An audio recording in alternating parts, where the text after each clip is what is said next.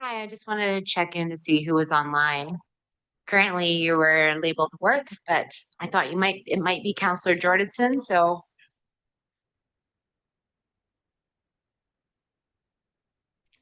It's Brian. great, Brian. Thank you.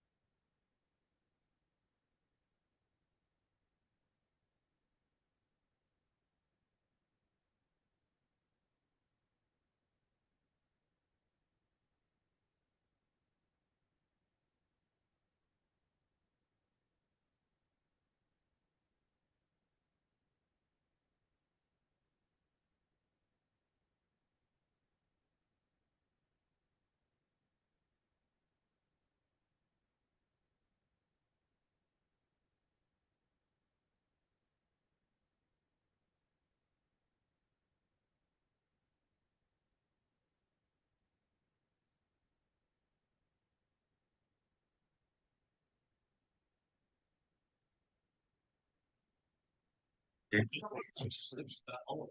So, are you ready?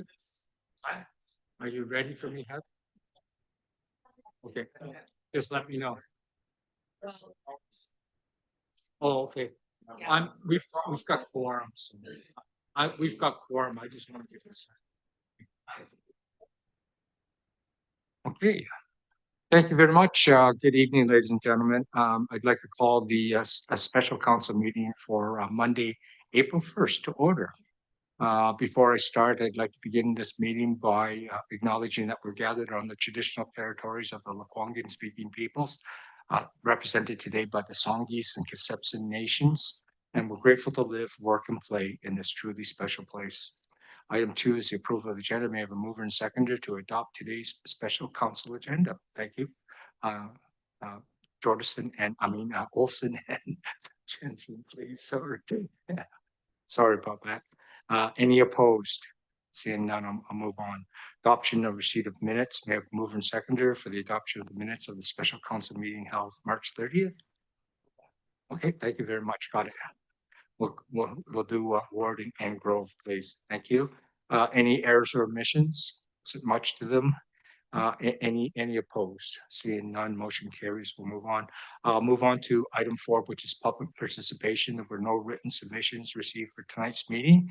There was one that came in late after the cutoff time, and that has been circulated to council for reading. No members of the public have registered to speak virtually. And at this point in time, I will invite the public to come up and speak if they wish.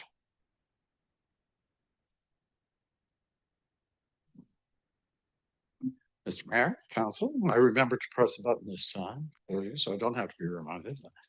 I'm cold. I've had painters in my house all day. So if I say something that's out of order, you just tell me and I'll go back and sit down. I must say, I don't really know what to say. I know, Mayor Kobayashi, you are very interested in ensuring that taxpayers don't pay more property tax than they have to. I've had several members of council reach out to me about the RBHOA submissions.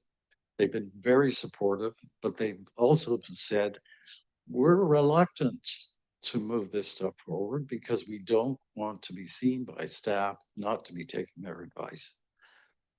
And I can appreciate that. Staff have done a lot of work in pulling this stuff together. They've given you a lot of information. But the fact of the matter is, even staff are saying to you, these are deferrals. If you defer, the next council will have to pick up the tab. Taxpayers will have to pick up the tab in years to come. And there have been no cuts. There have been no cuts to this budget. So I think we've given you a path to get below the 4.22. And we've been able to get you below that with modest cuts in the tier 1 and tier 2 proposals we put before you. If you are uncomfortable with the suggestions we've made, then I would only encourage you to please send those submissions to staff. Ask staff to take a look at them to determine how credible they are, the suggestions we're making, how credible they are in their eyes, and come back to you with a recommendation that at least allows you not to use debt to finance operations and not to use payments in lieu of taxes, which are unpredictable, as I understand it, in order to get you to 4.22%. Because we can get you, we've given you a path to get to 1.07. Why wouldn't you want to do that? Thank you. Thanks, Trevor. Appreciate it. Anyway, anybody else would like to speak from the gallery? Seeing none, I will move on to unfinished business, which is the 2026-2030 financial plan, capital and special initiatives. If I can turn it over to our CFO. Thank you, Mr. Mayor. I will, I think, to load. There were two special initiatives. One was late to arrive, so we'll just touch briefly on those so council is aware that those are in the plan. I guess I can advance now quickly. Sorry, this is a fast forward from yesterday. Before we carry on.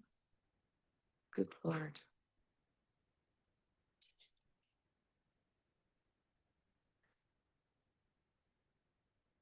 We probably should have queued this up at the right slide. Okay, here we are in the specials and We're on reserve funds, correct? I just want to touch on the two specials, Mr. Mayor, that we missed Sure. yesterday. Here we, oh, not in the slide deck.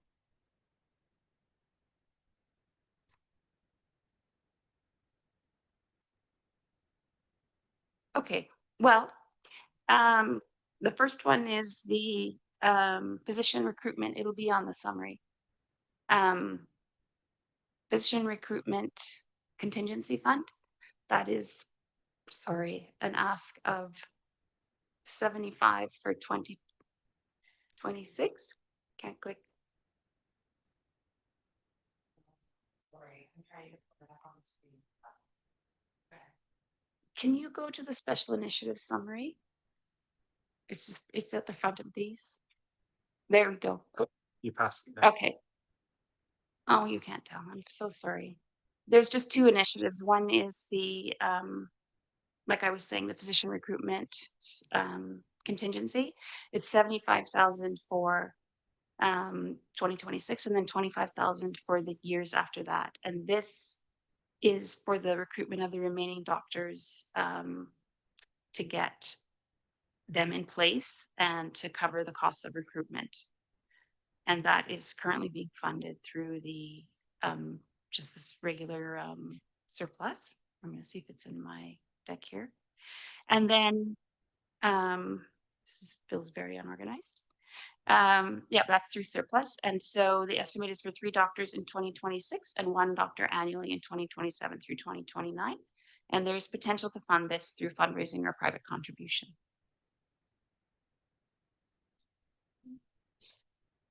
Councillor Day.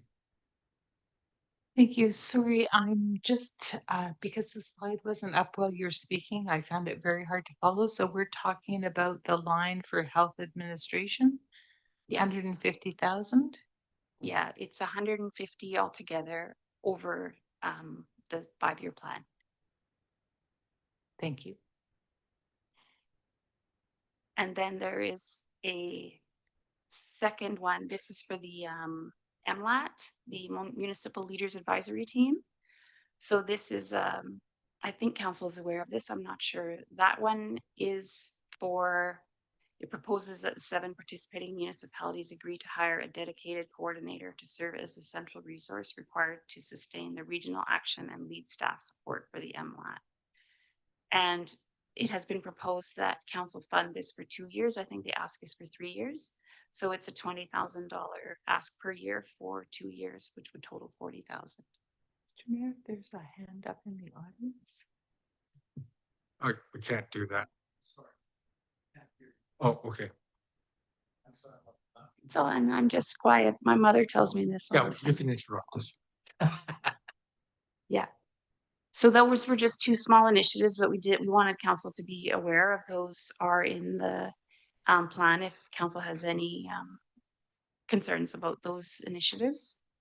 So just as a reminder to council what that MLAT is, they came and they briefed us on this right now. This is where even the school district 62 is throwing in money. It's all part of the Thrive/Village initiative. You can't hear me? You turn up the volume, please. Thanks. You must be old or something.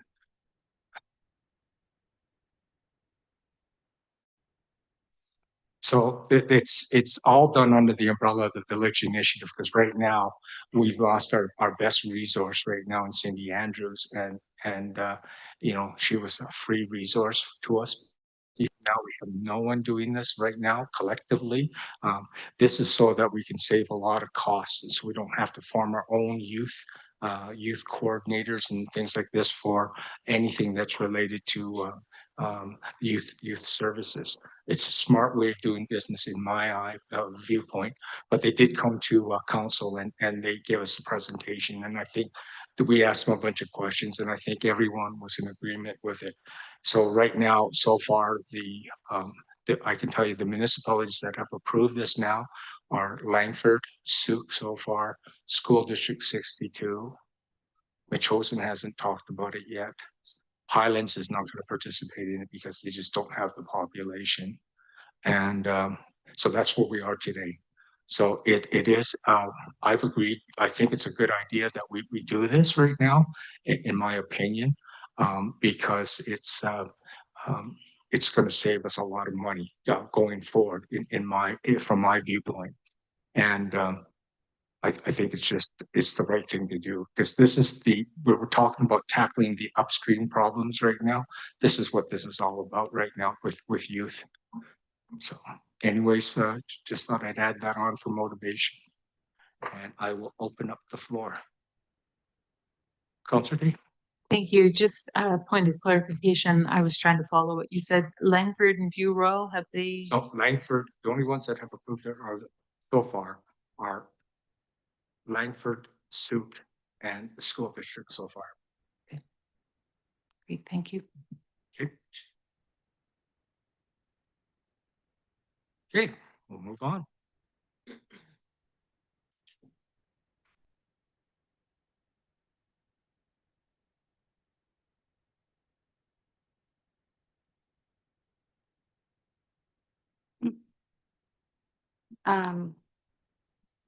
Okay. This is the reserve activity for 2026, and we have a slide that speaks to the 5-year plan. I think council is well aware that we have a gap right now, not a deficit, but like a funding gap in terms of our plan for sustainable infrastructure replacement. And there was a significant spend in this capital plan that we will be making some changes to based on the feedback from staff and council at the last meeting. And whatever we hear tonight, especially as well. I have shared with council in the staff reports that we do want to undertake a detailed reserve review and create a new policy and bylaw in 2026, which will inform not only the transfers themselves, but the balances that we would like to see in other reserves as well, not just the ones that we particularly treat as the sustainable infrastructure reserves, including surplus and this concept of a rate stabilization reserve that we've been talking about. So tonight, the reserves are in a positive balance, other than some of them that have some fund are the St. John's Heritage Church. It comes positive later in the plan, just that one is only funded through user fees, so it does struggle on occasion, but it does come back in the second year of this financial plan. So the projected year-end reserve and surplus and restricted funds balance is 58.3 million, and the source of those have not changed materially from previous years. Yeah. Councillor Day. So as I understand it from the materials presented so far, we are suggesting, we are acknowledging that it's insufficient for a long-term plan. And in fact, it is often funded from reserve transfers against our reserve base, which we've never really evaluated before in terms of its sufficiency. And I think you're recommending, if I've got this right, that at the conclusion of our budget proceedings, that's when you do an analysis of the reserves compared to the sustainable infrastructure replacement plan, for example. Am I on the right track? Sorry, yes, so reserves are, like, this plan will show you how the reserves are being funded and spent. And I'm just suggesting that we do need to do a deeper dive on reserves to align it with our capital planning and make sure that we are funding them in a way that council desires. It's just time to do that review and to set minimum and maximums. And it's also good for staff to understand as well, when we have surplus, how does council want us to direct that? So it's a useful exercise, and we would like to do that in 2026.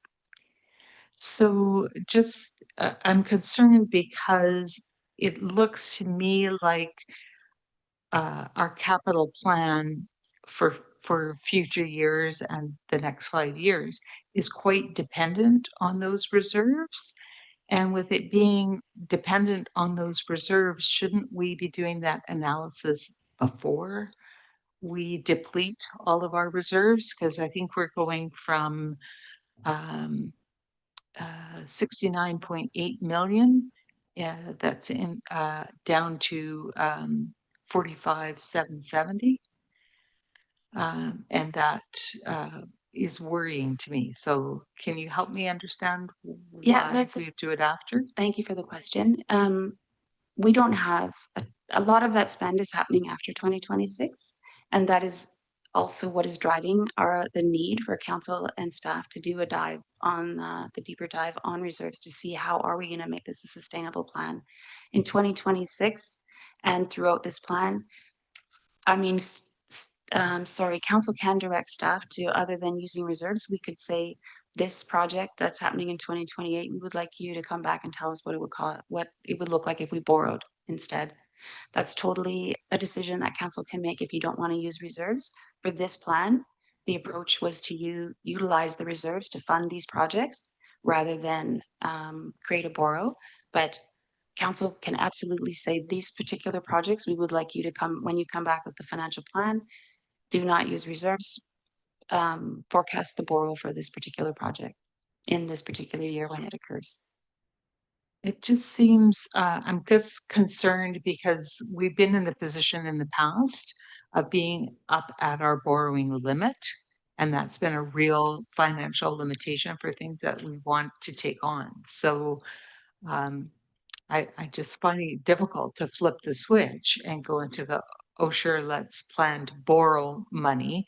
And I do understand that borrowing sometimes makes sense for long-lived assets, for example, to spread that over time. But also reserves are pretty important to being able to replace infrastructure. So that's how we ended up creating the Sustainable Infrastructure Reserve Fund, to try to not wait until everything needs to be replaced before we start looking for funding. So I was hoping we were trying to do both, right? Both build up ours and borrow when the time comes for those things that have a very long lifespan. So I'm just wondering, with the way that everything is laid out thus far, aren't we taking our reserves down? Like, if you look at the end of what's in the 5-year plan right now, we're going from to very minimal amounts in the reserves according to that 5-year financial plan. I 100% agree, and that's why I'm super focused that we have this reserve review in 2026. Can't be put off. It's important that we do this in 2026 because any borrowing that if we did decide to borrow, that's not happening in 2026 anyway. It's happening in future years, and there's time to adjust the plan based on that information. We have a lot of room in our approval-free zone still, so borrowing, I mean, we don't even have enough, I don't think, in there that it would affect that, our borrow. We have room to borrow for sure. And it is a sustainable way of, sort of, smoothing the tax rate if we do decide to borrow. If I may add to our CFO's comment, there are also some reserve balances where we are making a conscious effort to ensure that we are spending those balances, including the Growing Communities Fund. So there are some grant dollars sitting in those reserve balances where we do want to ensure we reflect that spend within the 5-year plan. The issue, I guess, so I'm worried about whether or not we're matching the, the spend in the right way, right? For our reserve funds, it just seems like there's a big difference between, sewer infrastructure serves roughly 50% of our population, for example. And I'm just concerned about how those things match. Also something that we heard at the last meeting was that the Machosen lift station cost, there was a cost correction of approximately $6 million, and that materially affects the reserve balances and the projections in Appendix 10. And I think it makes those projections incomplete. So are you changing those projections? Yes, thank you for the question. So all of the edits that result from our meetings 2 nights ago and tonight, I'll be coming back with those in the financial plan bylaw that comes before you to approve. So those corrections will be made, and any projects that you guys decide should not go forward. Sorry, I'm not quite hearing what you Quiet, said. sorry. Um, this sounds so loud to me. Any edits that we make today or changes to the plan that council does not approve as projects that should move forward, those will be removed. And the estimate corrections, like the one you have just made reference to, that will be removed from the plan and so will be reflected in the reserves. But I still think that the correct approach is to do a detailed reserve review based on approved practices in 2026.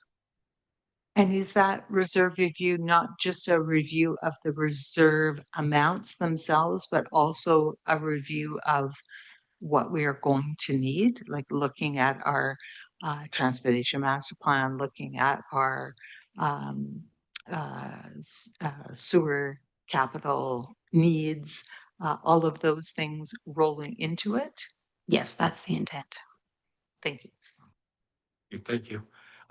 The one thing that, maybe this is not the right time to bring this up, but the one thing that also I'm kind of worried about, and that's our debt ratio right now. Like, if we gotta take into account, because the RCMP borrowing goes on to the balance sheet of the CRD.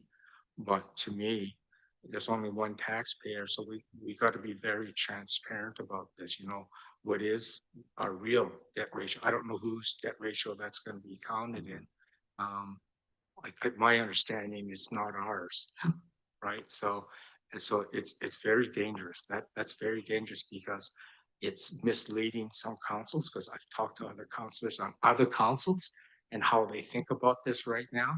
And it's kind of scary when they think that, oh, it's not our problem. Well, it is your problem, because yes, it's just higher on your CRD rates, right? So that's something that I need you guys to account going forward. And I do understand that. The second thing I just want to bring up here is that, so do I understand you right? You're going to set these min maxes for the reserves. Mhm. So that will come out as a bylaw then? Is that what the goal is?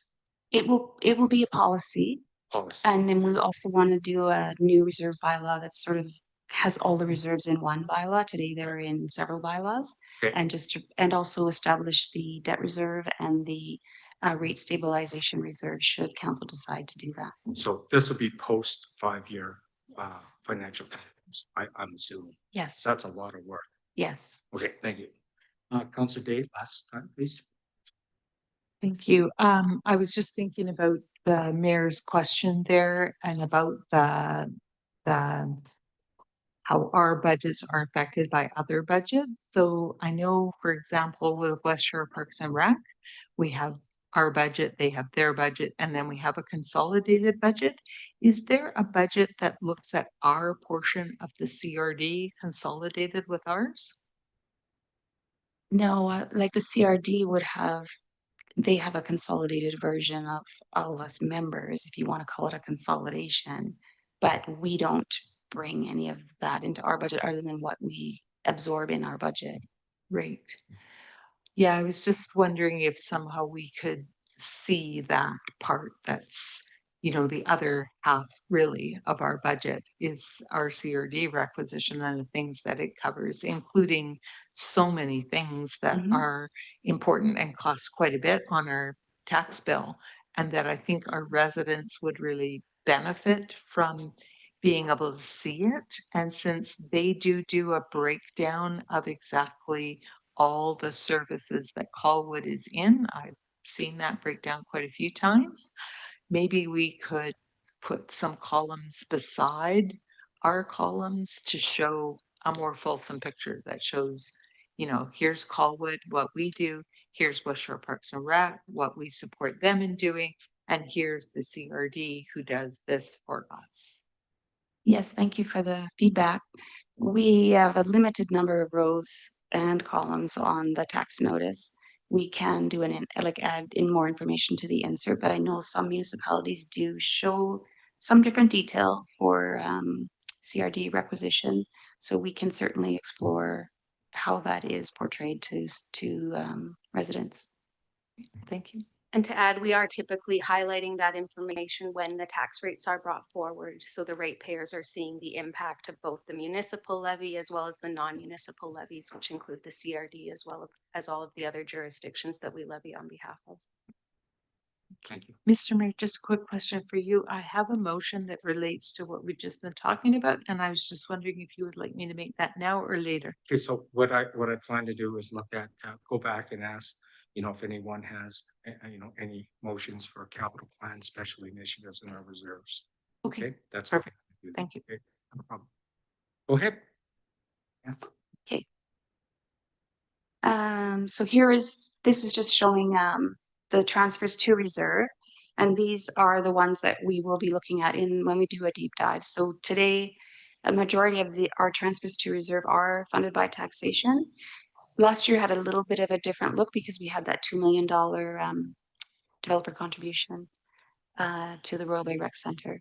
So it doesn't mean that our level of taxation is increasing, although there were small increases in reserve that are transfers that are planned according to the capital plan.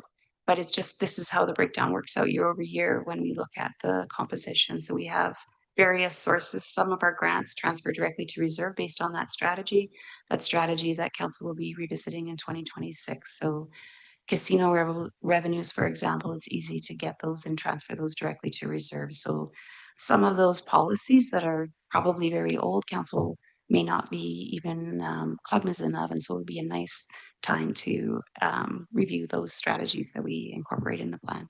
Okay, that's great. Thank you. And so here is the 5-year summary that Councillor Day was referring to. And like I had mentioned as well, it is a large capital plan. And so I'm thankful for the reduction in estimate of 6 million the other night. So it is exactly why we want to have this dive and understand how are we funding our capital spend as we move in through the 5-year plan. And as well, it's important for council to understand that although we don't budget for a surplus, we use surplus strategically, and it definitely funds a lot of initiatives. Most of the special initiatives that come before you are funded through surplus that we maintain, and it does help staff achieve council objectives. Councillor Ward. Sorry, Kathy, didn't mean to interrupt your flow. You mentioned 6 million reduction from that. Were you talking about the Machosen lift station? Yes. Okay, I just wasn't sure if we'd actually formalized that, or if that was an informal discussion, if that needed to be formalized. Yeah, I don't, that was a question I had actually when I get back to the capital. So, Yeah, okay, I appreciate you mentioning it because I just wasn't certain where we left off with that. So thank you. Just wanted to confirm. I think that's going to be a discussion. What do you want as, I guess we should do everything as motions, right? So there's a record. Yeah, and I think we'll go through what are the new asks so that for 2026, so that council can weigh in on if there are concerns about any of those particular initiatives. Right. We do use the financial plan as an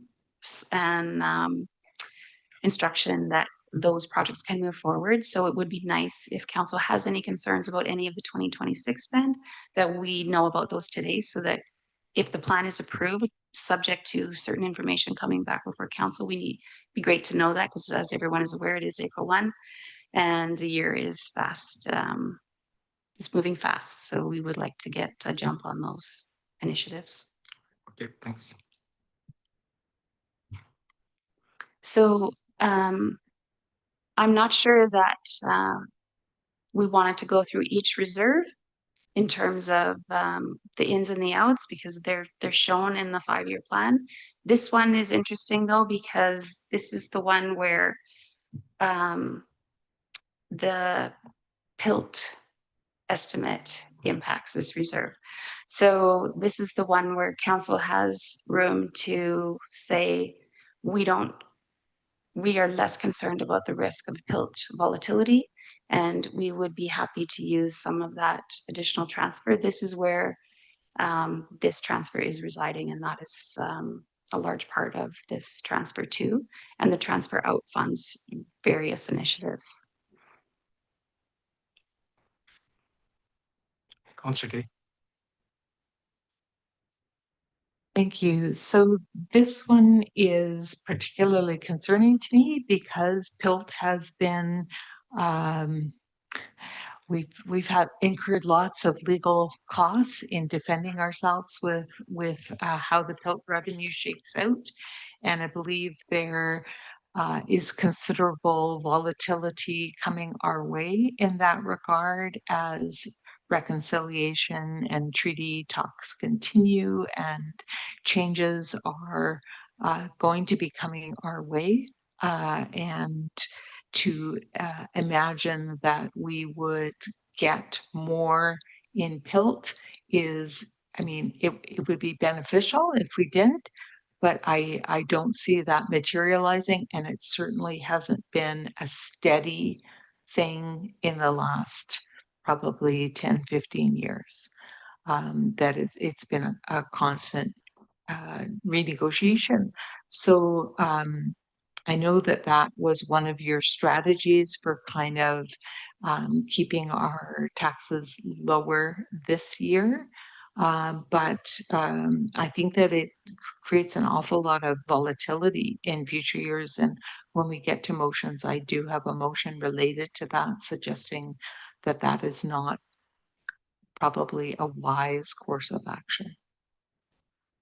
If I may, ahead of Please. Councillor Jensen, this PILT transfer is actually protecting us from, it's a strategy so that if we don't get that PILT revenue, we're not affecting operations because it's not funding operations. All it means is we won't be able to make our transfer to reserve.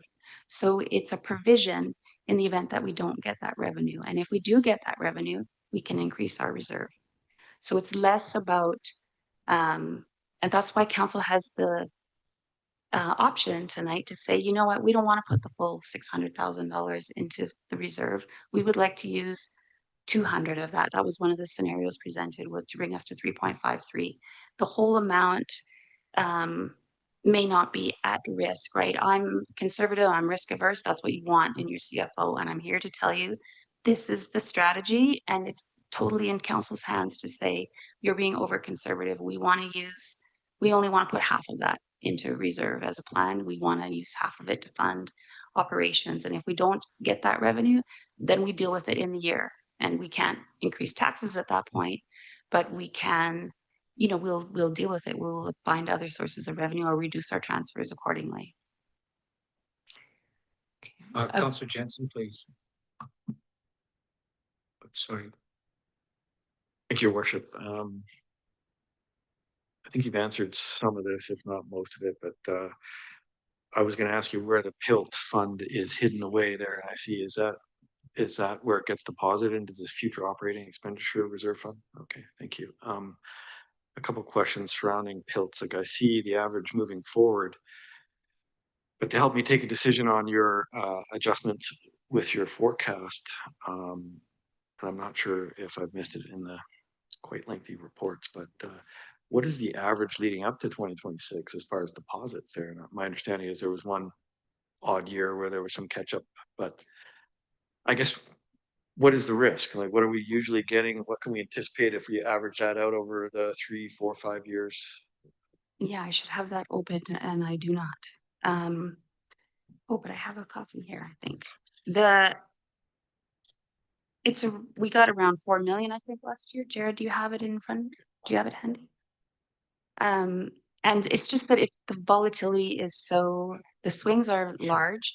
And the issue is, as I've mentioned, we are working with legal counsel to understand our exposure on this concept, that they would like to change the classes of some of our assets into a lower paying bracket. course they And do. so it introduces more risk in that sense. So this is just a conservative way of saying, if we don't get that revenue, we will like it's just transferred into reserve. And if we don't achieve that, and which I'm hoping that we do, we're not worse off. That money is still going into reserves. So what I'm hearing is that money doesn't exist somewhere else in the budget, like we're not counting on it as far as another project or line item. Correct. Is that correct? Okay, Yes. thank you. So even if it is underfunded or it changes over the next couple of years, we can absorb that. Sorry if I misspoke. We're using the bulk of PILT to fund operations. It's the incremental estimate that has been transferred to reserve as a strategy to mitigate the risk that we do not achieve that estimate. Year over year. That is that $600,000 increase. Thank you. Thank you. Just a quick question, Kathy. When do we find out what the penalty is? What's the cutoff date? When do we We send them know an for sure? invoice and then pray? we get something different. So yeah, exactly. So I don't remember the date that we got paid last year, but it comes around like the fall, as Jen is suggesting. So and especially in these years where we're not negotiating, but we're in conversation about the PILT and They determine that. They tell yes, us. they do. And so there is some, we were actually surprised last year when we got the money right away after we had a conversation with legal. So it's not a black hole, but it's brown because of the way they do their calculations. It's gray. The gray's probably better. Is it not true that over the last 3 years, it's been about the same amount, basically? No, it definitely has changes. Like the properties are they have like some drop in and drop off, but it's just we can't. I talked to another municipality that actually has a significant amount of PILT, and they used to have the same issue in the swings, and you couldn't predict what the revenues were going to be. And so they do their budget very late, like we are at this time of year, because because of their significance, they kind of work with the federal government to get a better indication of what the PILT is actually going to be to inform their budget, because it's so massive for them. And so we don't have that leverage. We're not as large. However, that is why we have this volatility. We can't predict exactly what we're going to get. Sounds like a squangle. Oh, go ahead, Councilor. Thank you. I just, I was thinking about that because I know that the land mass itself is 30%.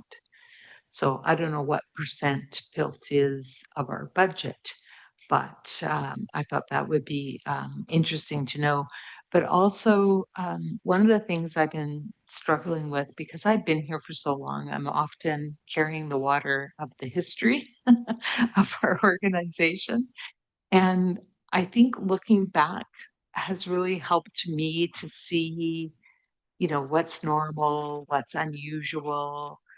I can think back to times when we've had incredible shortfalls and why, or where we've had, more than we thought we would ever imagine seeing because things were good, but then it's still not easy, right? Because the list of needs is always way more than the amount that you have in your pocketbook to pay them. But nonetheless, do we ever look at our reserves like backwards, like the past 5 years, instead of like, I know we're working on our budgets to do a forecast for the next 5 years and be responsible.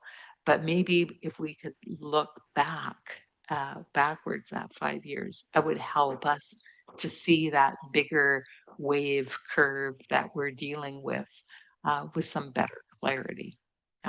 Mine, of course, goes too far back, but For certain, thank you for the feedback. We look internally at the previous 5 years as we're building out the 5-year plan. And that is probably valid your comment that it might be useful for council to see that as well when we do the review this year. Thank you. Please. Just to answer Councillor Jansen's question, the average PILT since 2022 through 2025 is 3.58 million. Okay, thank you. Let's proceed. Okay, thank you. I think we didn't want to go through every reserve, but some of this is useful in the bottom left corner. It's helpful, in my opinion, maybe not council might not agree, but to see what those transfers out are for from these various reserves. Sure. So community amenities is funded by developer contribution, and it is funding currently just the Galloping Goose Bridge. So there is an opportunity here to fund other projects as council sees fit that deliver community amenity. The Affordable Housing Reserve, again, funded through developer contribution. And right now in the approval for the Colwood Rent Bank, I'm just drawing this to council's attention. The approval is really only until 2028. We have forecasted out to 2030. That is a forecast item that council can revisit. It is not in the current resolution. Fire Hall Reserve, this one again funded via developer contribution. Not much activity in this one. This one, the road DCCs, everybody knows how these are funded, and on the left is the list of projects that are driving the transfers out in the 5-year plan. And as we know, some of these have a little, did I go too fast on that?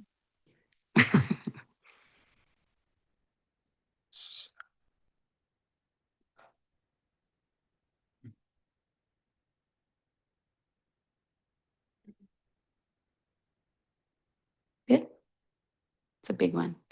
The sewer DCC, this has a smaller revenue stream because of some exempt areas, and it is funded through developer contribution. And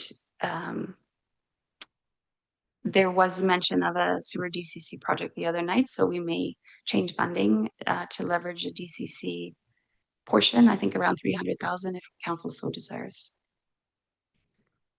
The Parks Improvement DCC, this again funded through developer contribution. There are no current spend, and similarly park land acquisition funded through developer contribution, and this one is a smaller balance because it was just approved in 2025. The gas tax program, there's oh my god, there's a transfer annually that is pretty static is what the word I was looking for. And we do use this to fund various projects that are eligible. There is, as everybody knows, a criteria established by gas tax that determine what is eligible to be funded through this particular reserve.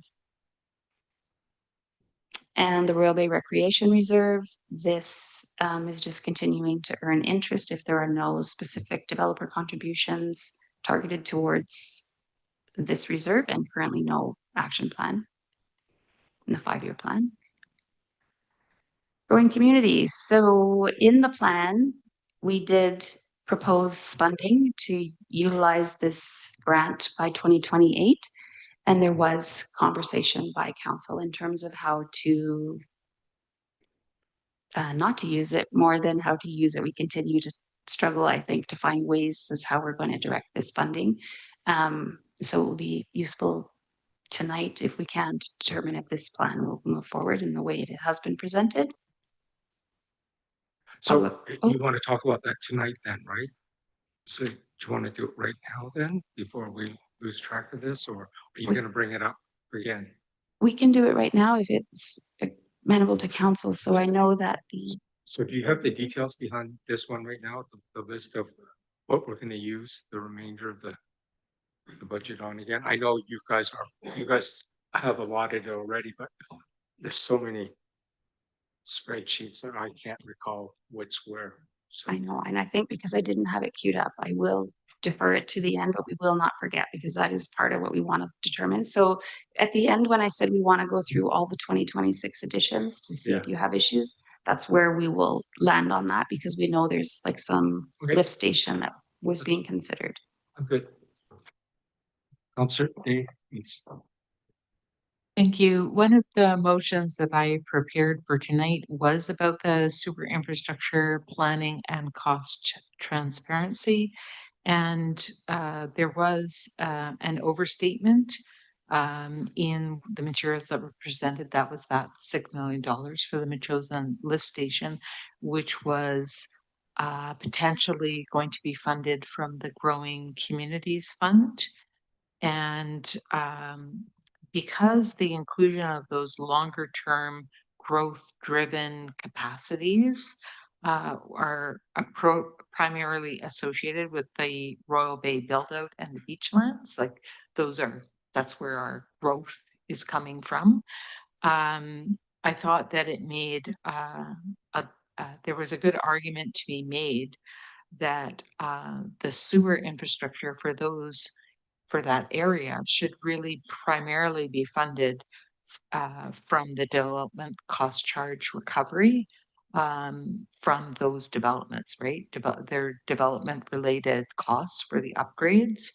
And what's kind of difficult is differentiating between what part of the sewer infrastructure is related to replacing something that's worn out versus what part of that would be for greater capacity associated with the increased development that has been improved in that area. So I'm just looking at the decline from 2026, it was 227,716 to 46,316 by 2030 in the reserve fund, according to our 5-year capital plan. That was a reduction of 80% in the sewer utility fund, requiring long-term funding strategy to deal with that. And we also have the Allendale lift station replacement, which also identifies growth from Souk Road and VMP as a primary capacity driver of the need for those improvements.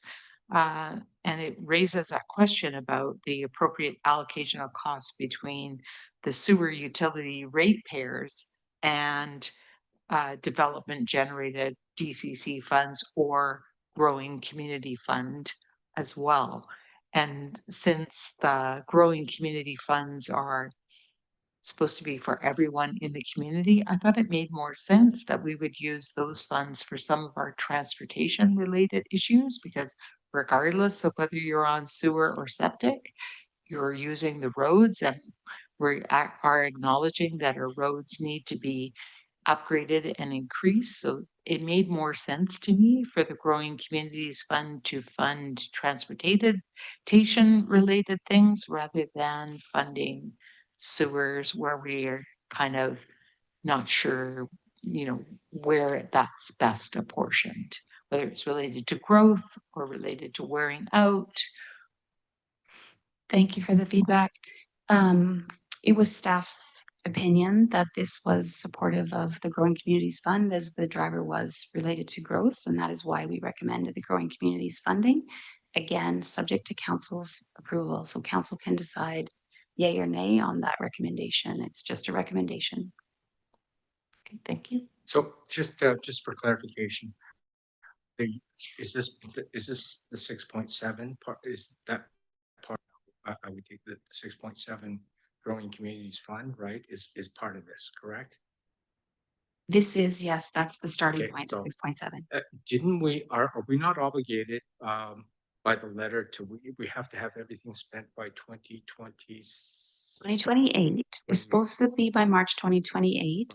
And I have shared that I feel like the language is soft. So I think there will be some concession if we don't hit the March 31 exactly, but I would be, again, risk averse. I wouldn't want to drag it out past 2028. I don't think, unless Growing Communities come back with more information from feedback, perhaps from other municipalities, but I know lots have spent this money already. Yeah. So I just want one piece of clarification though. I really want to understand this. So the money has to actually be spent? Like spent? Yes, We've had can't it for a sort of- long time We want to already. tuck this away for this other rainy day project in Correct. 2030. The intent was to support growth I and want to clearly understand that. yes. That's going to change how I think right now too. Okay, Okay. I'll try a bit faster if I can get this to move. Public Art Reserve. This is the reserve that we fund through surplus. When we have surplus, we transfer money to this reserve. That's why there's no transfers in budgeted. It's dependent on us achieving a surplus. And this reserve right now is supporting the Indigenous artwork project that is before you, which we will talk about. Our CMP surplus reserve, again, a reserve funded through surplus, so we do not budget for it. This is just interest that's flowing into here. And we have talked about reviewing the purpose for that reserve, which will be all part of the review in 2026. Capital projects reserve, oh, sorry. Councillor Day. Thank you. Sorry, can you back up to the RCMP slide? Just wondering, we budgeted putting into the surplus reserve fund based on all the money that we didn't expend on officers that we weren't able to achieve in a year. Each year, it's been going on for some time now, that we would put that in the RCMP reserve fund, knowing that we had this building coming up. Now that building appears to be being funded majorly through the CRD loan. So does that mean that this $1.6 million, almost 1.7, is doesn't currently have a lot of spend identified for it? Yes, that's correct. And we talked about that, I think, at the first meeting, and you had also raised another strategy around using that to support taxpayers in the event that they do see that increase on their tax bill. That will all come up during our reserve review because I don't think we have enough information yet to know what that debt repayment plan is going to look like or what council decides to do with this reserve.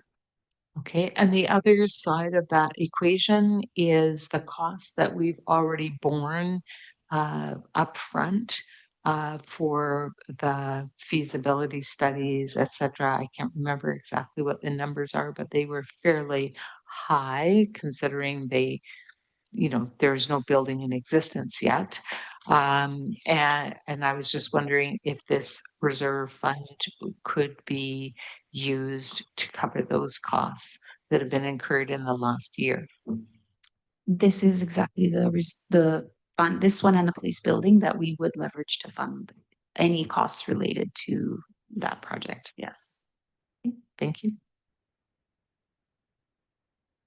The capital projects reserve, a smaller balance, and it is a super active reserve, as you can see.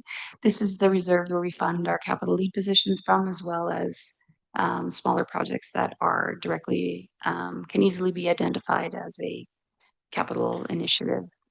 This is funded through taxation. This is the debt reserve that we've been talking about establishing based on the excess borrow, and as a strategy that is not unique to Colwood, using those funds to fund the debt until this reserve is expired. Sure. Councillor Day. Thank you. I noticed, and I can't remember where I found it, but there was two staffing positions that totaled about $271,000 that were classified as capital.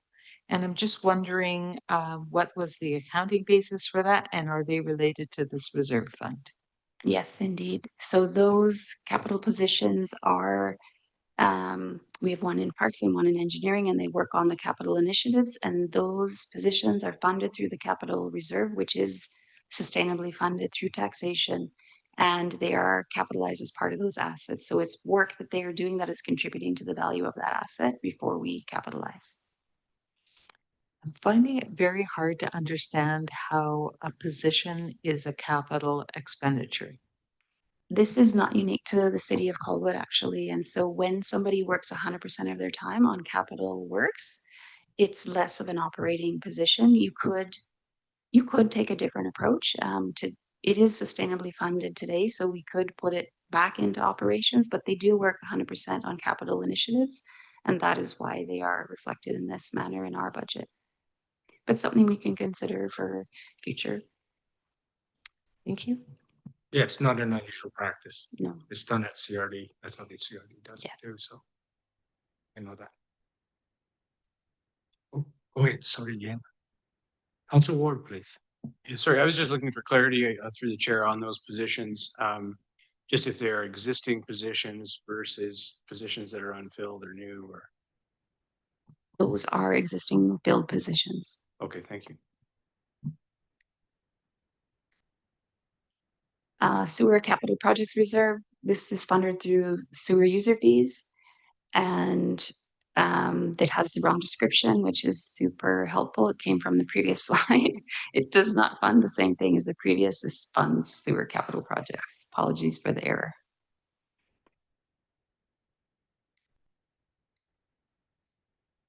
General surplus reserve. This is here just to show estimate is not in yet for the 2026 opening balance. However, just to show that we do actively use surplus to fund initiatives, and it is an important tool that staff use and council to achieve outcomes. And then we get into all the sustainable reserves. I'm not sure if council wants to flip through all of these. They behave very similarly. We transfer the estimate based on what we think is going to be happening in these funds. We hope to get better at that planning once we leverage the, I'll just flip through them if people want to see. There's quite a few. So, oh, Okay, sorry. Pretty hard to study that and watch the screen here. Oh, just wanted to know, because I think this, the sewer infrastructure reserve fund is one of those ones where, again, I think the history is important to it. Like, I was thinking about it and how previous council, we all actually went out in person, did a full tour of all of the trucks, all of the everything we had, and looked at it and understood, and that's how we came up with the policy and the replacement plan that we have, and how we kind of justify what type of vehicle we purchase, whether it's electric or diesel and all of those things, and created that master plan. And it just sort of, you know, newer members of council won't know anything about that. I know that's where it came from. I know we did that. But I'm trying to find ways to, I guess, bake it in to our processes that the history is evident, where how we ended up doing things the way we do them, um, gives a lot more comfort when you come in and look at what our budget is and how you're doing things and why you're doing things.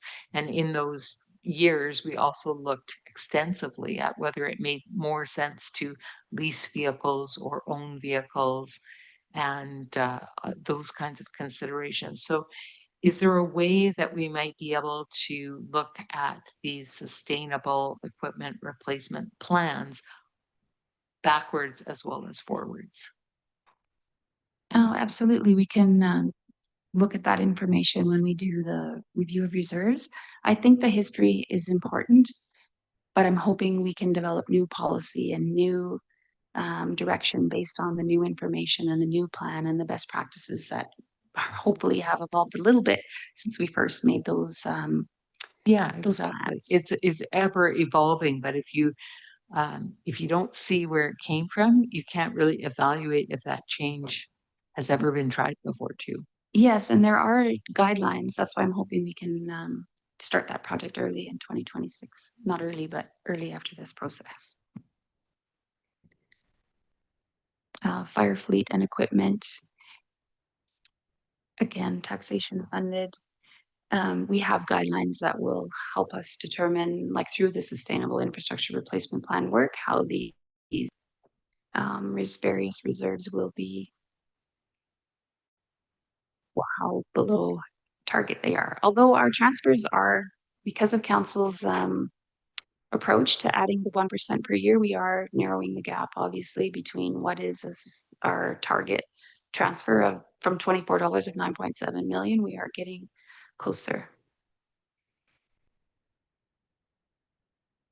And then the sewer user fee for the sewer infrastructure reserve. That's Councillor Day was mentioning. And So- here's the big one. Counselor Jensen, sorry. Counselor Jensen. Thank you, worship. It went by quick and I don't need you to back up. That's fine because I know it's quite difficult apparently, but the RCMP building, further to our discussion, I presume we're gonna have a more fulsome discussion about that because I see there's a transfer in 2026 into the RCMP building fund. Yes, there is currently a plan for the regular transfer for the building fund. Right. Yes, because that is a sustainably funded transfer. And so we talked about that on the first night, if council wants to repurpose that.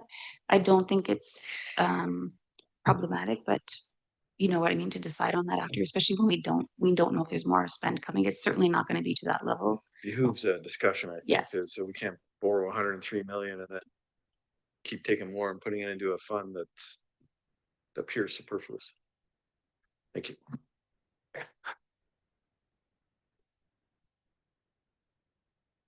Okay. Counselor Jensen, or you want to answer? Yeah, perfect. And then that is the end of reserves. And then we just wanted again to highlight the way the organizational profile looks now after removing the discretionary positions. So, and to just remind all of us about the motion that was made at the March 12th meeting, which is now reflected in this financial plan. And these were the positions in green that were removed, and we're going to talk about the PILT estimate a little bit more. And so here is the updated tax rate scenario that was published. And I did want to mention that in addition to the reserve strategies to mitigate the increase, staff did do a detailed review of budgets line item by line item after the first meeting, the first information I should say that we got after the approach.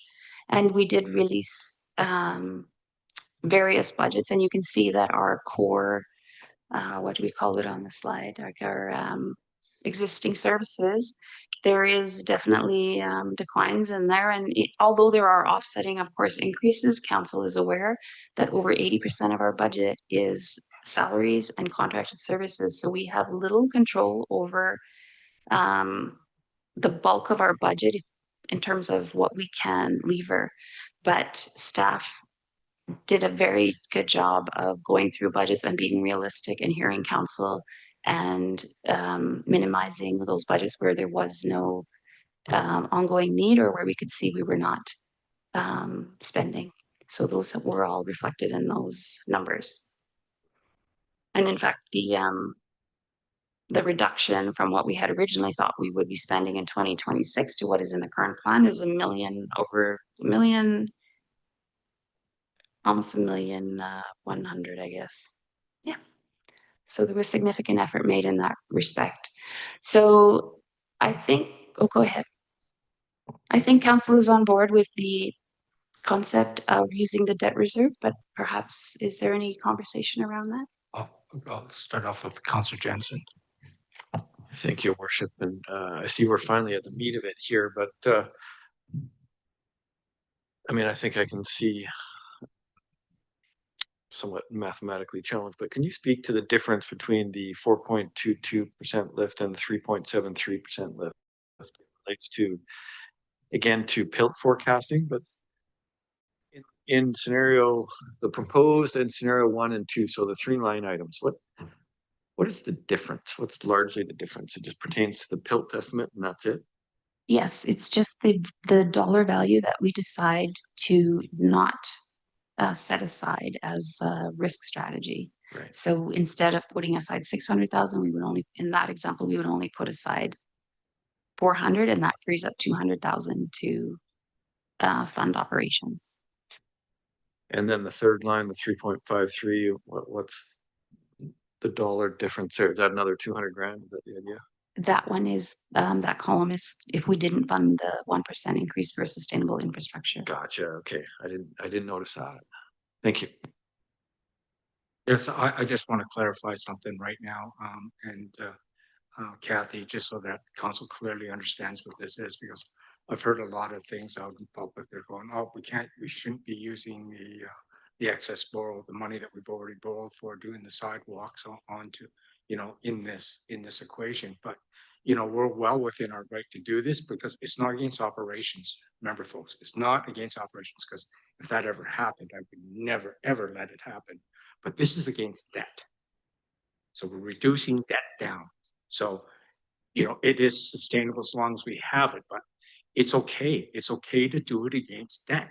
And it is clearly within I believe it's within your financial rules and regulations, because, I'd never ever want to get in a situation where other cities have, and they've tried to use that kind of thing to reduce operational expenses. This is not for them. This is against debt. And that's why that debt servicing number is so small. So we are paying ourselves in a way. It's not against operations. So you're not going to see this big step up in another year, but will as debt increases, but we should be doing everything we can to get rid of our debt anyways, regardless. So I think that's why I support it. But I've heard a lot of people use it in the wrong context. They think that we're applying it against our tax, our core services here. And you can clearly see, as Kathy tried to point out here on the top line, is that there has been a major reduction in core expenses. Mhm. So I just want to make sure that everyone does understand. And if I could, Mr. Mayor, the debt reserve approach is also common with any rate stabilization reserve concept. So I did read some of the feedback again, and as well, it comes with some negative connotation, but that is exactly and entirely the purpose of a rate stabilization reserve, is to supplement and pull from those reserves when we want to stabilize the rate. So there is a lot of backing for that strategy and approach. Okay. Great. Thank you very much. Councillor Dave, please. Thank you. So I do feel uncomfortable, not so much with using a reserve to pay down debt, but whether the reserve was intended for the use that the debt is being paid off on. If that makes any sense. We kind of slice and dice our budgets. And when I look at our overall picture of our 5-year financial plan, I find it difficult to reduce our expenditures in 2026 when every year after that, the rate is going to be twice what it is this year. We're looking at, 8 and 9% tax increases every year thereafter. And so that is what I would prefer not to see. I think that some sort of rate stability would be preferable. So I do have a motion that I could make. I would prefer that neither the PILT definitely honestly scares me, just because I've seen us be at the wall, and there's other costs that aren't particularly visible for good reasons. But when we have to pay lawyers to defend us in court to try to get our payment in lieu of taxes, that money isn't obvious, it isn't approved, it's just that's what it costs to do business. And that is very problematic for me. I mean, I hate that our PILT is as random as it is anyways, but if it is going to be random, let's have a conservative estimate for what we're going to pay. Hope for the best, plan for the worst, I guess, is my strategy. So just wondering if you could add any comment in regards to that, because having a low rate this year and a high rate every other year bothers me. Thank you for the feedback and the question. So the plan does have an increase for 2027 because that is largely driven by the positions again that staff are recommending. Those will be revisited again in 27 long before that budget is approved with sufficient business cases from staff to support that need. So that is driving the increase, and there is I mean, as council is aware, we'll be going through this process again to understand the cost drivers, what is driving that increase. And so certainly when we reduce the increase through the use of a rate stabilization reserve, and we'll be reviewing that when we do our reserve strategy to say, how do we want to use a rate stabilization reserve? What do we think is a achievable balance, a target balance? How much do we want to fund that with so that we can even out these rates? But we do also want to understand the drivers like we did this year as well and every year to know like is it sustainable, or we don't want to be predicting continuous growth for invalid reasons. We want to predict the growth that is driven by growth, and staff is well aware of these concepts and would not frivolously bring a position forward, but we are prepared to articulate why we believe they are necessary in those years. So those positions, though, I absolutely agree that I think they are very needed. I certainly know that staff don't bring those forward lightly. And I want to be in a position to be able to support staff and say yes to those positions. But I'm concerned that the way we're achieving our budget goals this year is kind of a detriment to next year. And in the back of my mind, there's a bunch of other cost factors that I see on the horizon, including sewer treatment, including transportation upgrades, including, so many, not just nice to have things, but really foundational components of a city infrastructure. So I hope that I don't give the impression that I don't want to fund those things that are needed at the city. That's not where I'm coming from. I just want to make sure that we're maintaining our horizon and acknowledging the things that are coming, including sewer infrastructure, which is a really big cost driver. Yes, and I think that staff and the rest of council support the concept of having sustainable tax increases that are not high. So that is exactly why we need to understand what is our rate stabilization reserve strategy going to be, so that we know how what we can do and to support those situations when we encounter them. And it's all part of the planning. Council Ward. Thank you, Mr. Mayor. Not a lot really. I wanted to state that I agreed with your comments around the utilization of the borrowing to service debt. I think that's a critical differentiator between what some other municipalities have done in the past in terms of borrowing to address operational shortfalls. I think that's a very distinct difference. Paying down debt, in my opinion, is a good thing. It's commensurate with practices across British Columbia, so it's not an outstanding or different approach. I think the PILT estimate is reasonable. I think it's fairly conservative at this point. I wouldn't support the other scenario that brings that tax increase down a slight bit more. I think there's some work to be done in terms of how we look at financing some particular projects. I made the comment before that as has happened around the table around some of the sewage related infrastructure with Beachlands and Royal Bay. Again, no slight on them, but I feel like they've got a lot from the city along the way, and I think we need to work to extract concessions in terms of how we fund some of these projects that really are a need because of growth. We need to align those and figure out how we levy the appropriate DCCs and things to pay for those, specifically things like the Machosen lift station in Allendale and what may occur in North Latoria and so on.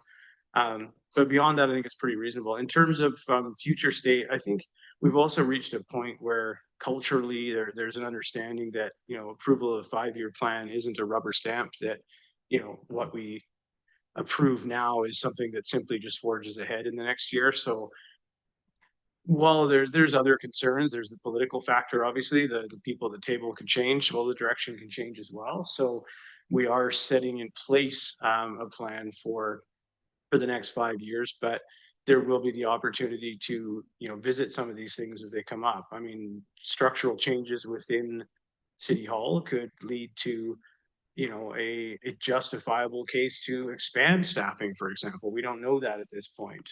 With significant development and other things, there could be need to contract the number of positions that are there, or certainly turn these deferrals into, a permanent freeze. And I don't mean freeze as in not hire anybody. I just mean that some of these positions may become redundant if departments are streamlined. We've seen some change already in terms of consolidation, things like planning and other departments. So who knows what the future holds? But I think for me, there's comfort in knowing that no longer does the 5-year plan stand as sort of just a given because it's pushed forward now. We have to do it because it's mandated, but we're really talking about this fiscal year in the moment. And so again, going full circle back to what the mayor said, I'm pretty comfortable with what's proposed there.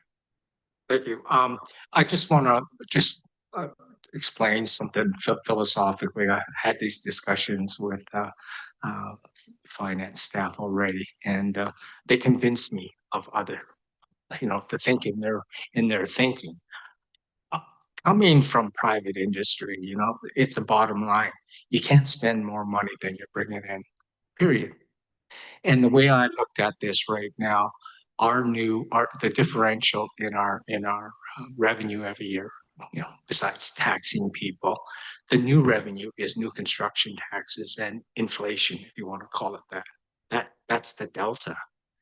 And to me, if you want to keep stable taxes over the years, you can't spend any more money than you're bringing in.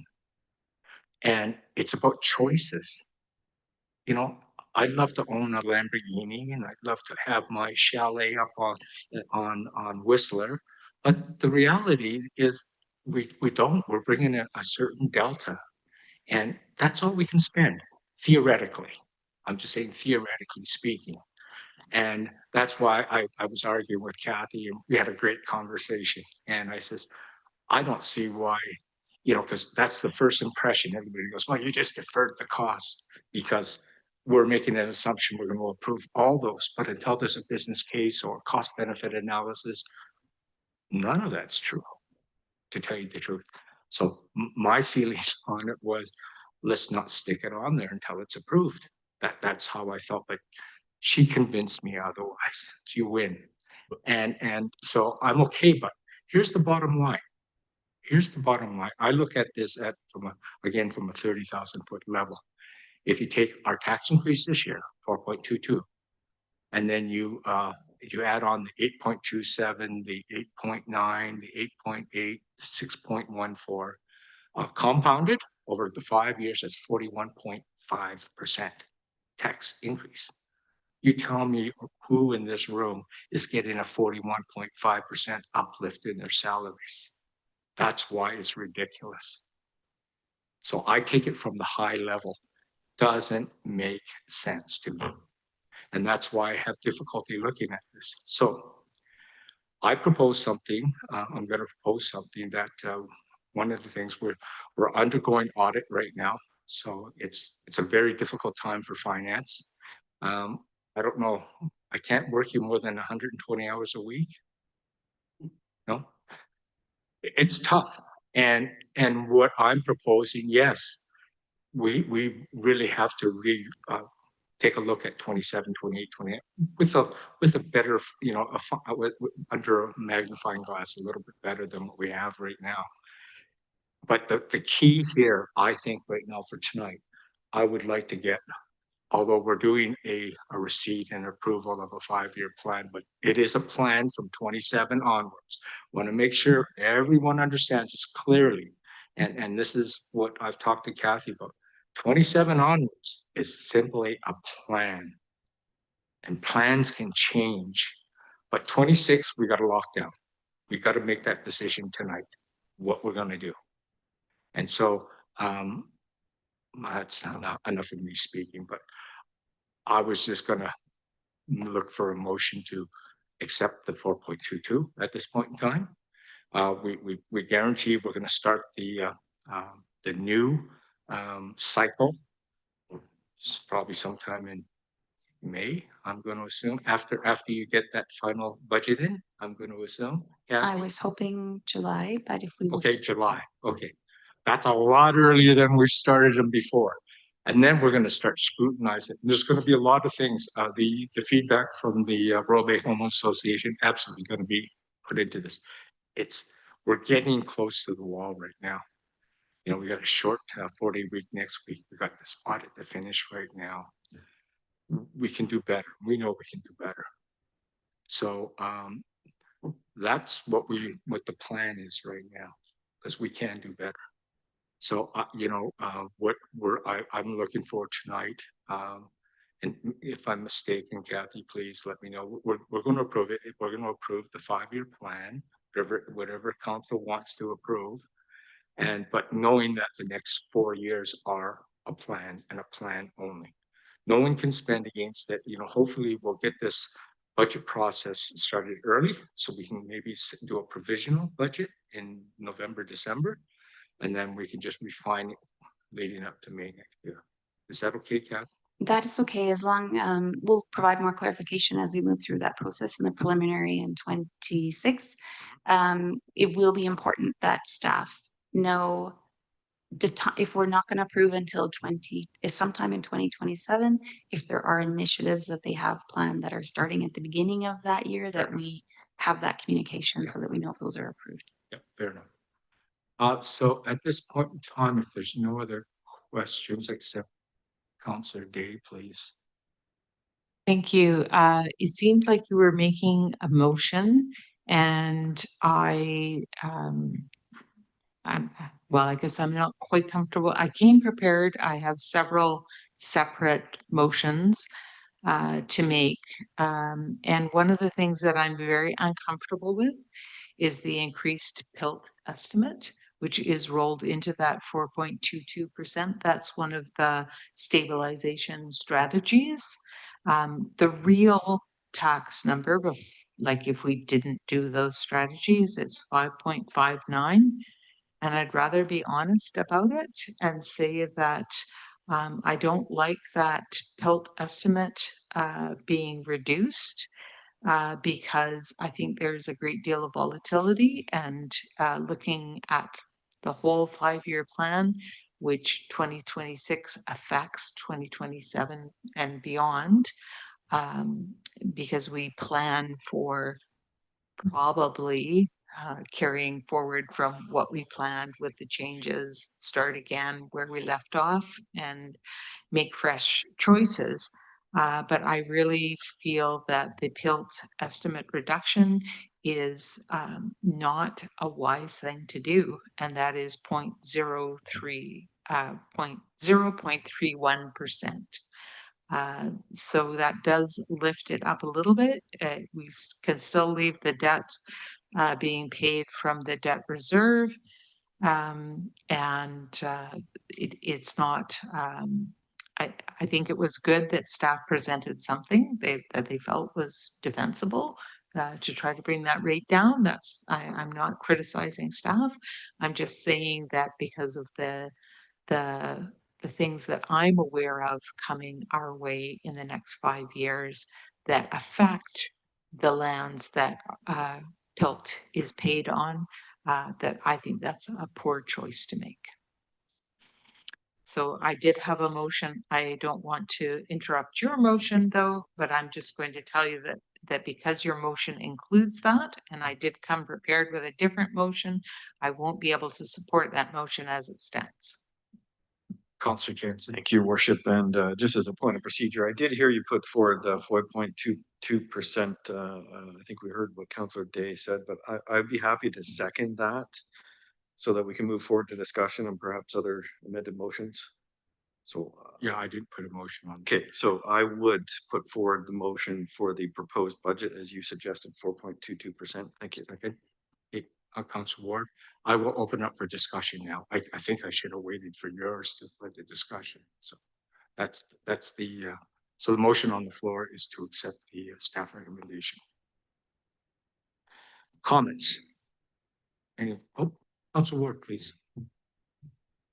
I think for once, Mr. Mayor, you were the verbose one and I was succinct in saying exactly the same thing, that I think what we're looking to do here is to lock this down. There's many reasons, timing and other things which we could expand upon till we're blue in the face, but we need to arrive at this decision here. And I think you really hit the nail on the head when you said what we're talking about moving forward is a plan, and a plan isn't approval.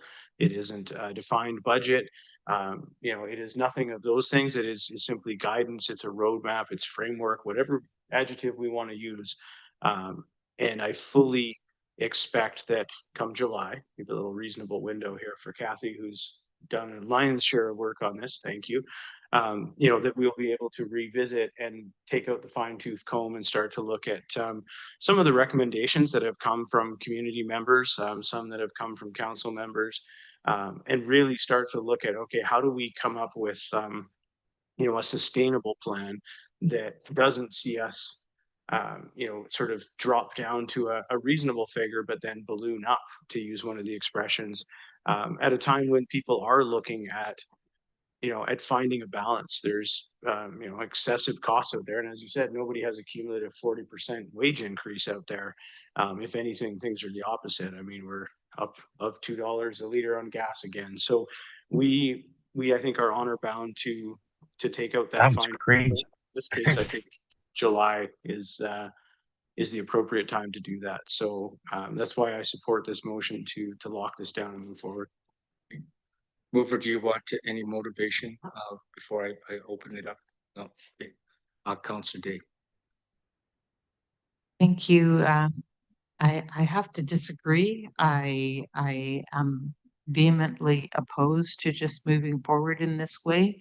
I think we got a lot of input from people who spent a lot of time trying to make some very concerted, fact-based points, bring things forward in a reasonable way. I was prepared to move some motions to try to move this forward. I feel like I haven't had that opportunity and I can't support this. I think this is 4.22% to get reelected and then hope for the best. That's absolutely uncalled for, actually, Councilor Day, and I will not accept that.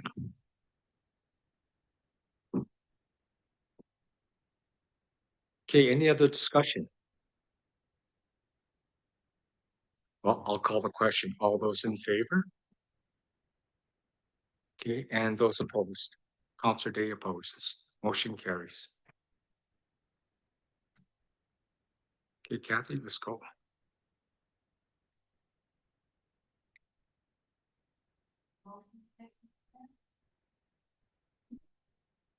Councilor Day. Thank you. I'm just going to try to make this motion is just for transparency, that council directs staff to include in all public communications regarding the 2026 tax increase, explicit disclosure that a reported rate of 4.22% incorporates rate stabilization reserve strategies totaling 1.38% as identified in Appendix 1, comprising an increased PILT estimate and the application of excess borrowed funds to debt servicing, both of which are non-recurring. And B, that the structural budget rate before these strategies is 5.59%. And C, that the PILT revenue dependency represents a risk to future budgets if PILT returns towards its 2025 budgeted level of $3,167,400, and I did provide this in writing. The reverse revenue shortfall of approximately $1,034,700 would require an additional 4.11% tax increase on top of the outer year rates already projected. And D, any communications referencing the outer year preliminary tax increases. Note that these figures are preliminary and reflect in part the cumulative impact of deferred costs and the unwinding of the 2026 rate stabilization strategies. Do I have a seconder?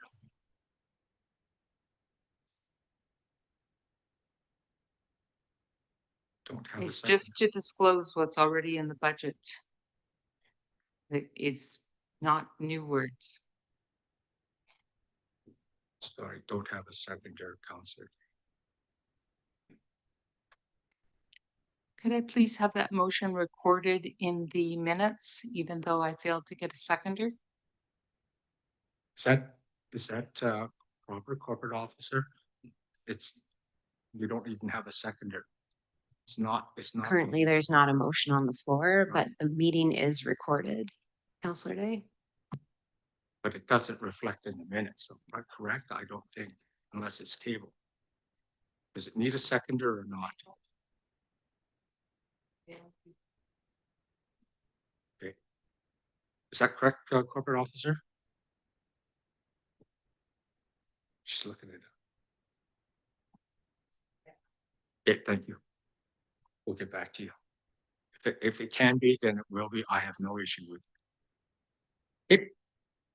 Let's move on, please.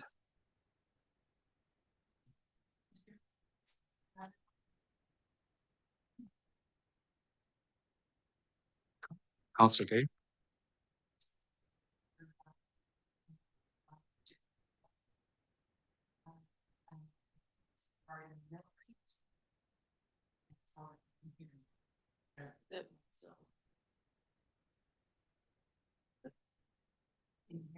No.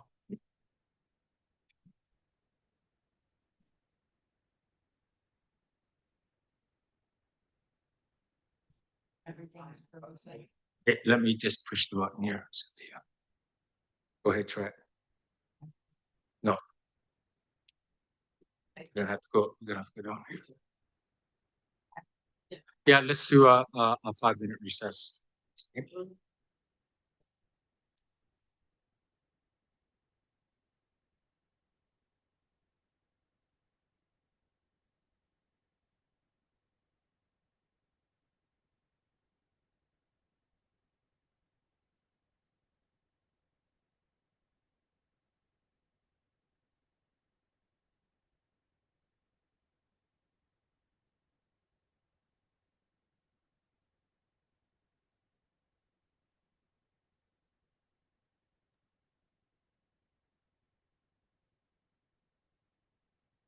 Not plugged in.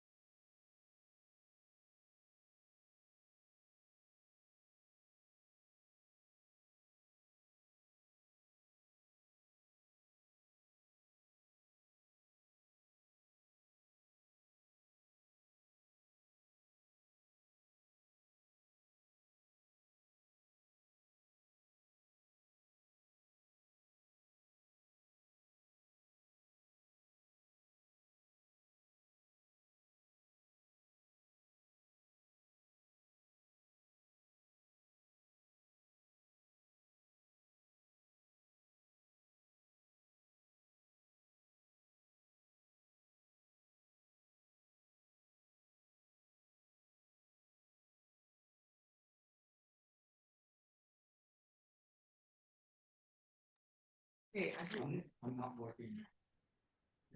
Really? Big cheese.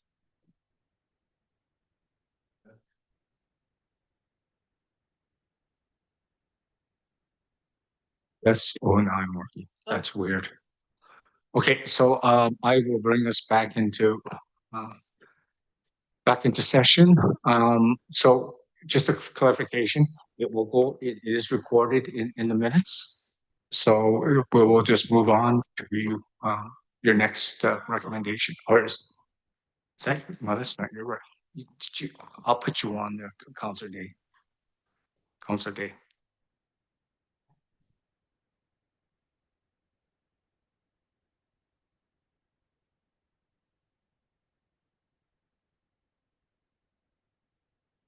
There, test. I'm back on. If the corporate officer could bring up motion number 1 regarding the mill rate and assessment growth transparency.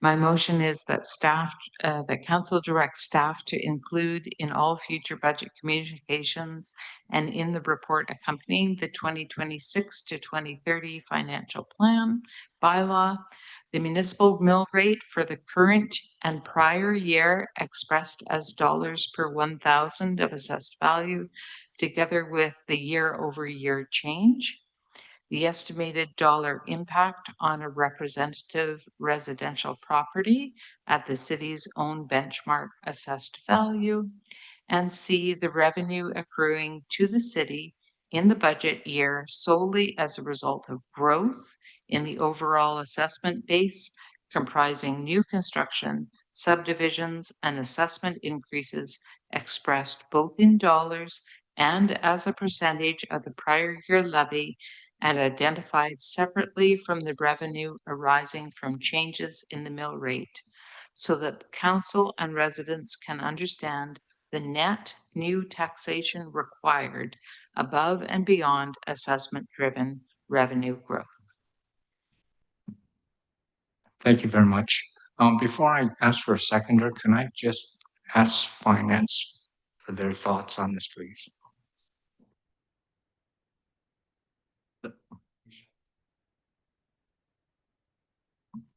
Thank you for the question.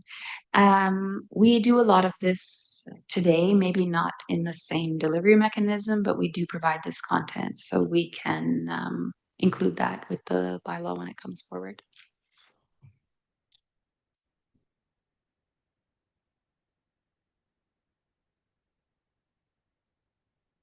Can I get a seconder on the motion then?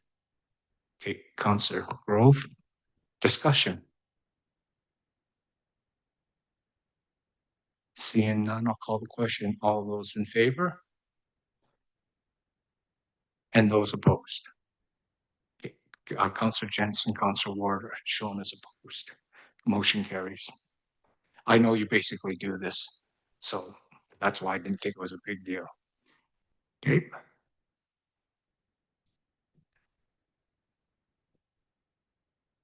Councillor Day, are you still wanting to go? Okay.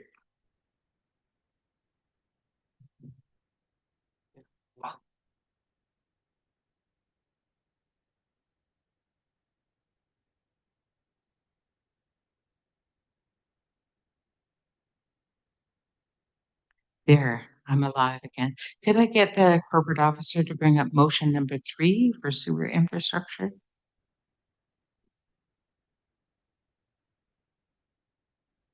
My motion is that council directs staff as follows in respect of sewer infrastructure planning and cost transparency.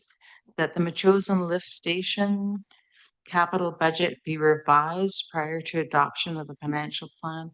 Kathy, that may already have been done, so it might be a moot point. I just didn't know that it had been included yet. On April 28th, to reflect the corrected current capacity upgrade cost of approximately 1,500,000 and the revised figure and its impact on sewer utility reserve projections be disclosed to council in the bylaw adoption report.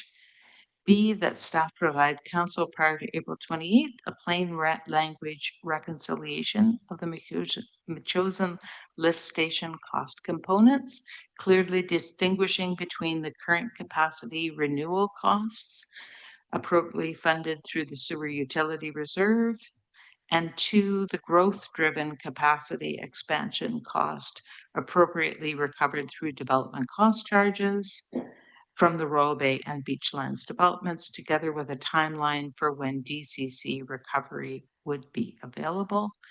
And C, that staff apply the same cost component analysis to the Allendale lift station replacement, $2 million in 2027, and report findings to council before that expenditure is authorized.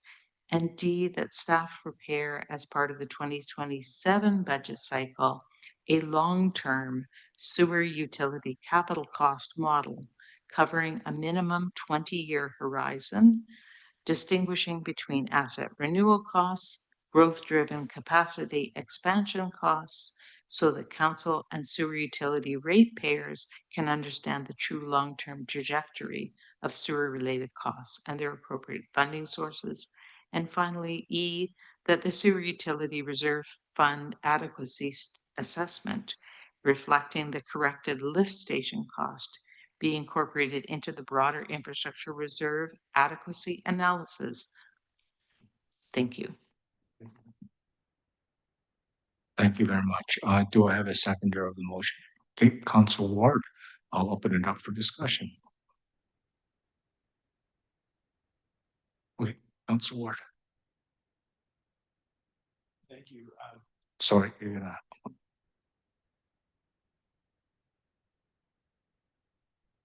Thank you, Mr. Mayor. I suspect, and through the chair to Kathy, I suspect that item A is sort of informally done already. Item A, B, and C, I think to me seem fairly reasonable and consistent with what we've talked about. I'm just questioning D and E and the staff work involved there. Maybe someone on staff could identify if that's a reasonable request from their perspective.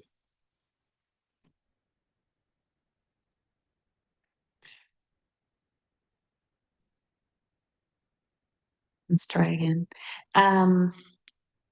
Is there a timeline on when this is coming back? Is this all part of the bylaw returning on the 28th?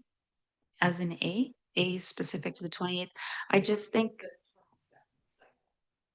Oh, thank you. Okay, yes, then a lot of that will happen as we work through our reserve planning. Thank you. Sorry, we're gonna have to all turn off. Only one person can have it on at a time. Councillor Jensen, please, discussion.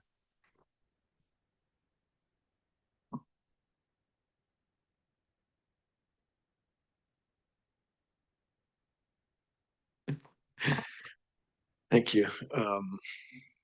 I mean, there's some interesting food for thought there, but my issue is, a motion such as this would be accompanied by a detailed staffing report, and I can't wrap my head around this in 10 minutes. Well, it's tossed out there to see what sticks to the wall. So quite frankly, absent sort of much more detailed information on the impacts, I question the amount of staff time.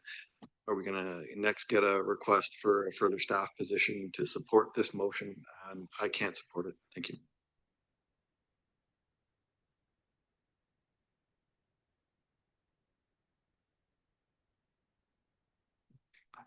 John, do you want to pipe in here, please? If I'm being honest, no.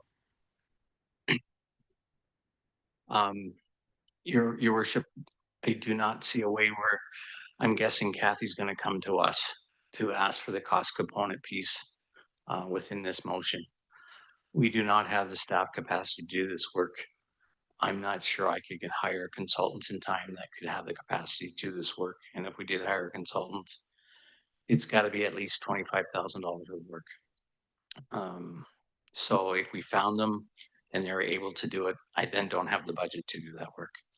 So I'm not saying we can't do it. I'm just saying it's extremely onerous, and start with the April 28th date is almost impossible, I would say. The rest of it, we could figure out if we had more time. If it was the 2027 budget cycle, then we could figure it out. I'm just looking at staffing for 2027. I still don't think an ask like this that I think is significantly onerous when you're looking at 2 lift stations, multiple components, because it's breaking down and itemizing components, which is a difficult thing to do individually, and then trying to assess flows, future flows, current flows, and figuring out the age of components, the life cycle of components. It would be extremely difficult to itemize all of those things. I mean, we can talk in generalities, we can talk in ratios, percentages, but certainly not to this level of detail that I'm anticipating is being asked for. Thank you very much. I will turn it over to Council Day. Cell phone. Thank you. I'm just trying to motivate us to try to understand our costs more fully and what portion is related to additional capacity, i.e. growth related, likely able to be funded from growth related reserves, etc., versus what is simply aging infrastructure needing renewal. And we do have a reserve fund for that. So I think, maybe I'm imagining that that could be done sooner than it can be done. I'd be interested in hearing how we might work towards that goal. But I think as it's something that we need to do as to find, there must be some accounting methodology out there, given that we have both renewal and new capital occurring all the time. I wasn't trying to put anyone under the gun or create a huge cost driver for the city. I'm trying to be well prepared and able to defend the budgets we produce.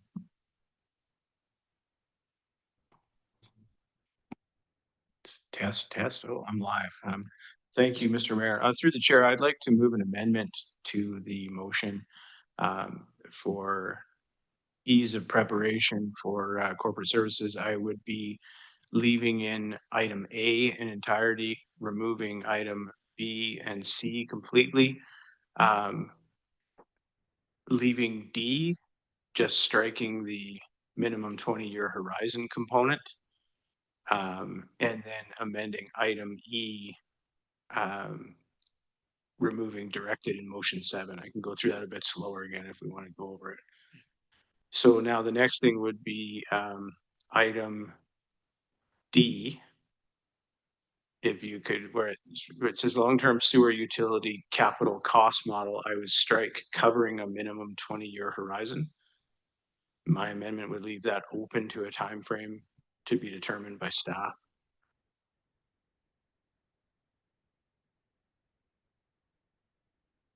And then the next thing would be an item E. Yeah, you've got it, just removing the directed in motion 7.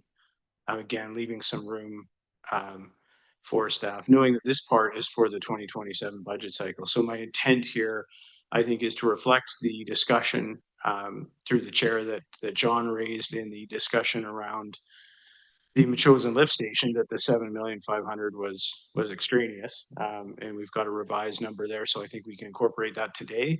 I think Councillor Day's intent with the overall motion is sound. I think it's just a timing issue, capacity issue. So, recognizing staff's concerns that we still lay the groundwork for a little more explanation at a future time frame that works for staff. Possibly, I'd be interested in feedback from Mr. Rosenberg potentially on this as well. Mr. Rosenberg. Thank you, Your Worship, through to Council Ward. I think what I'm looking in front of me is achievable. I would just, in last night's or Monday night's meeting, I don't think I need to be as close to that as I need to be. I want to be clear in the intent on the lift station at Machosen. We are currently having our lift stations reviewed. We will see a report on issues that are occurring in multiple stations or not occurring and where they're at. And so we're going to have something to base some decisions on. The funding from Machosen was really about not a capital upgrade, but an operational concern that we think is occurring. At the end of April, we'll be able to figure out what that is. The 7.5 was if we're going to spend a bunch of money, I don't want to throw it away if I can't recoup it in some form in a capital ask sometime in the future, and would come back to council and say, rather than throwing away $1 million in operational money, maybe we think about bringing forward the capital ask. So I was just putting it in as a placeholder. So it's not a capital upgrade. It's a concern for an operational upgrade now. We are pumping at Machosen Lift Station more than 100 times a day. That's not normal. So we don't know if it's a drawdown problem. We don't know if it's a pump problem. We don't know if it's a wet well volume problem. We're looking into that. We'll have some answers at the end of April. So I just wanted to put a placeholder in there. The second component of that is that that station will need to be upgraded. So the one piece of that assessment that we're having done is we're looking at the size of the eventual wet well when the station needs to be upgraded. Currently, there's development occurring around us. Our current site is limited in size and scope. If I need to see if I can work with the developer to get us a little more land in case we need a bigger wet well, I'd like to know that now rather than later so that we can cost for that. So part of that $1 million ask might be to see if we can buy like an extra 2 meters of land on one side or another to fit a new wet well 10, 15 years from now when we do eventually need that upgrade. So I was just trying to kind of hedge our bets, so to speak, with regards to not having the report available yet. We were hoping to have it by now, but we haven't. So I was putting it as a placeholder. So if we could just change the does it say capital cost, current capacity upgrade? Okay, that's fine. So the long-winded way of saying I think we can achieve the motion as it stands now, but I just want council to understand it is more of an operational concern right now, not a capacity concern right now. Thanks very much, John. Respect what you have to say. So that was a tenuous, a little tentative. I think we can. So can I get something a little more shared? You know, the bottom line is that, you know, we don't set the dates on when we submit our 5-year financial. We have to submit it, and it's by law, right? So we got to do what we got to do here. So I just want to get a bit more assurance from you right now, to tell you the truth.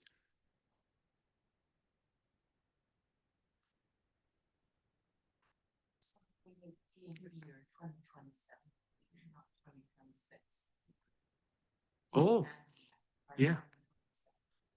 Oh, I didn't, yeah, okay, sorry. Yeah, that's 2027.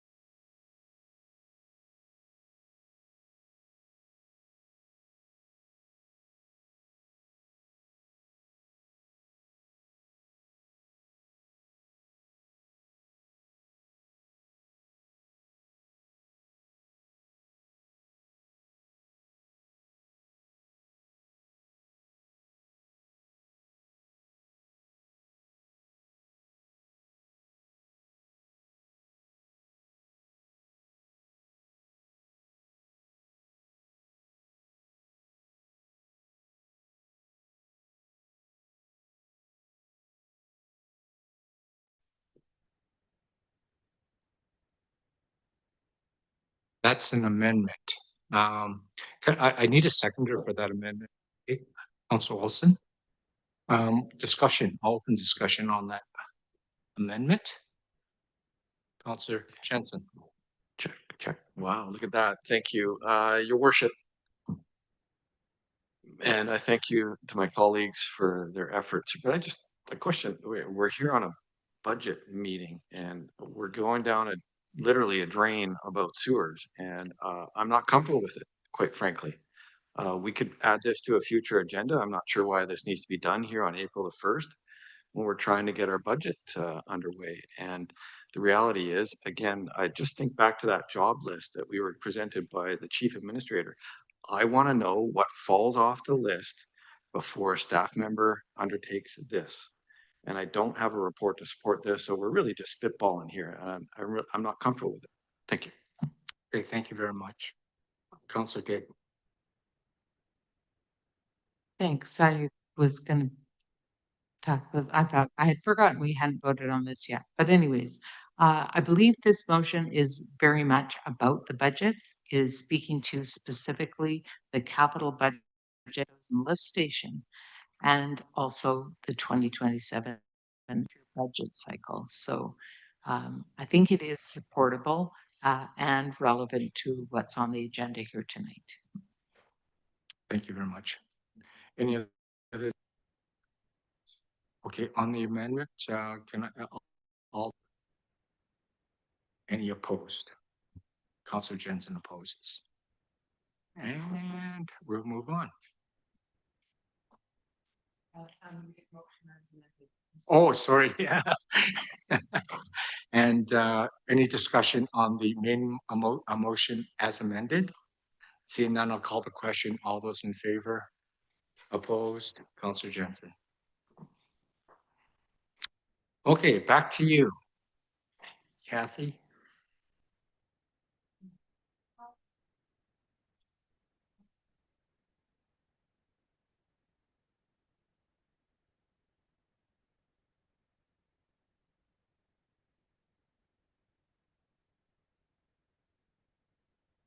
Okay, thank you. We have a series of motions to support the approval of this plan.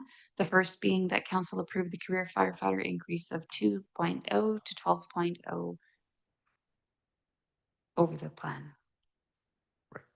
Oh, there's a 2 increase, like bringing us to 12 in 2026. Right. Motion, please. Council Olson, seconder, please. Council Ward, open to discussion. Councillor Day. Thank you. I just want to speak up. I know I've been a bit of a negative Nelly in this budget process, but I am very much in support of our firefighting forces. And I recognize that they have been struggling mightily to accomplish a lot of changes. So I am supporting our career firefighters to be funded this year. Okay, thank you very much. Any other discussion? I will have to agree with Councillor Day on this one. And I think your metrics are phenomenal. We are we're 100% on everything, basically. Like we're beating all the base metrics right now, so which is a good sign. So it's going to be interesting to have future discussions on further implementation of this. I know where you want to get to, but I'm trying to look at projecting the fiscal realities of revenues, like our new construction taxes are planned to be half of what they are today. So we may have to have another structure meeting for future. Let me put it that way. On that note, I'll call the question. All of those in favor? Any opposed? Okay, motion carries unanimous. Next, please.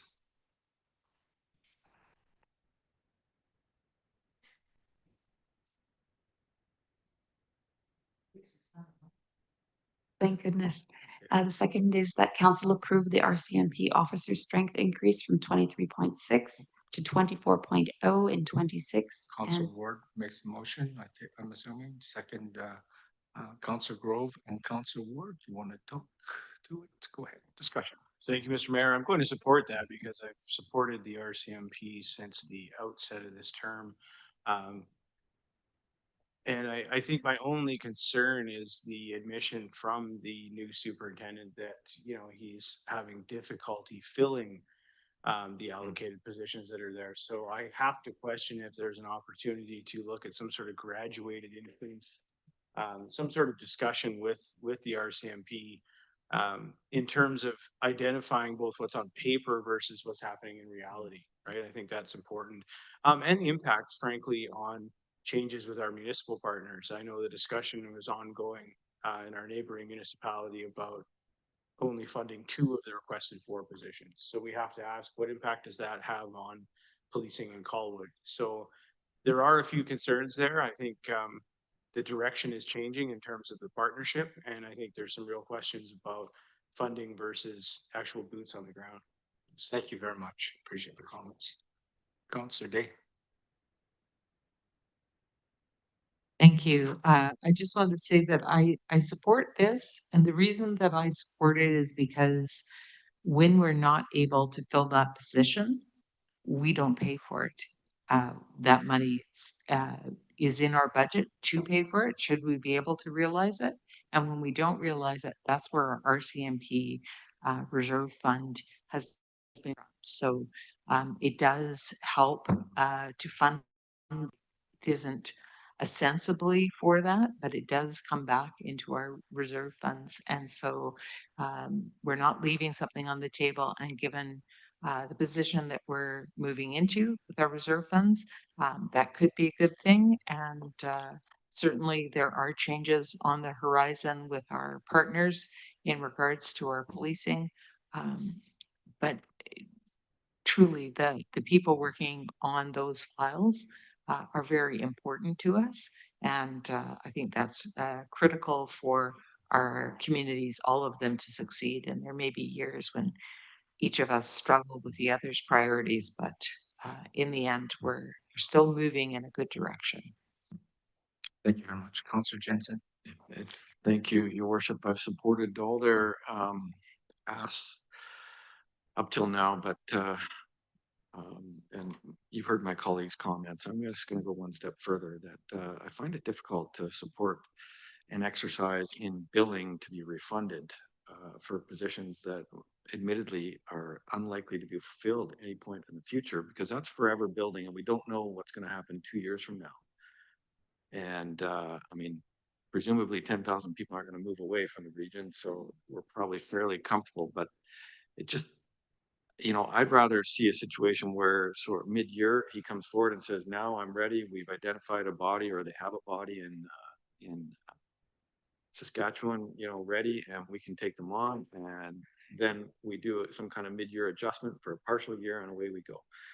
So I am going to support this, but quite frankly, you know, to say that we get the money back, yeah, I get it, it's not lost, but we still have to shell it out, and someone has to do all the paperwork, and then someone presumably in headquarters in Ottawa has to do paperwork to send us a check. And I just find it to be somewhat cumbersome and needless. Thank you so much. Thanks very much. Point taken. I have one fundamental question, and I do have a good memory. So my memory says that when we did the amalgamation with the civilian force, we were supposed to get this dividend from them. I don't see that reflected anywhere in the budgets. Remember that? We were supposed to get money back from Langford. So do we see that? Like, where is it? Thank you, Mr. Mayor. With the staffing transition that occurred June of 2025, we have seen a reduction in our core operating budget Okay. as a result of that. Your memory is correct. Some of the union positions that Colwood previously had were at a higher rate. And as a result, when we had that amalgamation, and now with the equitable distribution of that staffing between the participating municipalities, we have seen a reduction in our core operating budget, which was helpful. It did in part fund the increase in our contract. Oh, I see. Okay. So I'm seeing it now that you're telling me for sure. Correct. We are realizing that. Yes. I just wanted to make sure. Oh, sorry, Council Ward. Thank you, Mr. Mayor. I just wanted to expand on my comment, and really it's just kind of musing out loud, but maybe give some more insight into what my thinking was. Councillor Day kind of hit on it about the reserves, but from a different angle. I see when we fund RCMP positions and we get the money, in reserves as negative. It's kind of the opposite how I see everything else. Because when we're not filling the positions and we're getting the money back, it means we have less police in our community. We have less police working on youth files. We have less police working on, you know, intimate partner violence, whatever it might be. So that's an operational challenge. And I think community safety is the issue really. When you talk to the public, it's the number one issue, from traffic to property crime and whatever else it might be. So I guess what I'm trying to look for is a way where we can engage maybe at a more granular level with the RCMP on what's the lead time or fill rate on these positions. And if we know at the outset of a year that it's not realistic, it's not budget the money, because ideally they can fill all of the roles and then we're happy. But I can't help but think, could we supplement it somehow? If they say to us, hey, we're not going to be able to fill one of these for sure this year, that's a bylaw officer potentially, right? Maybe we can do some things to supplement the work that they're doing. Maybe that funding can be used to provide some other support person. We know the success they've had with nurses embedded with RCMP patrols, for example. So it's not about saving the money for me. It's about making sure that we really address the public safety concerns. And I think we've got to engage with the RCMP and just go, okay, let's put our realist glasses on here. And if you can't fill those positions, what can we do as a council, as a staff group, as a community to support you in that? And if that means bylaw enforcement or something of a lesser degree, but still complementary to what they do, that's where I think we've got to focus our energy. So that's kind of what I was getting at in terms of the budget versus actual there. Thanks. That's great. Thank you. Yeah, good thoughts on that one, actually. Okay, seeing no other discussion, I'm gonna call the question. All those in favor? Any opposed? Unanimous. Motion carries. Next, please.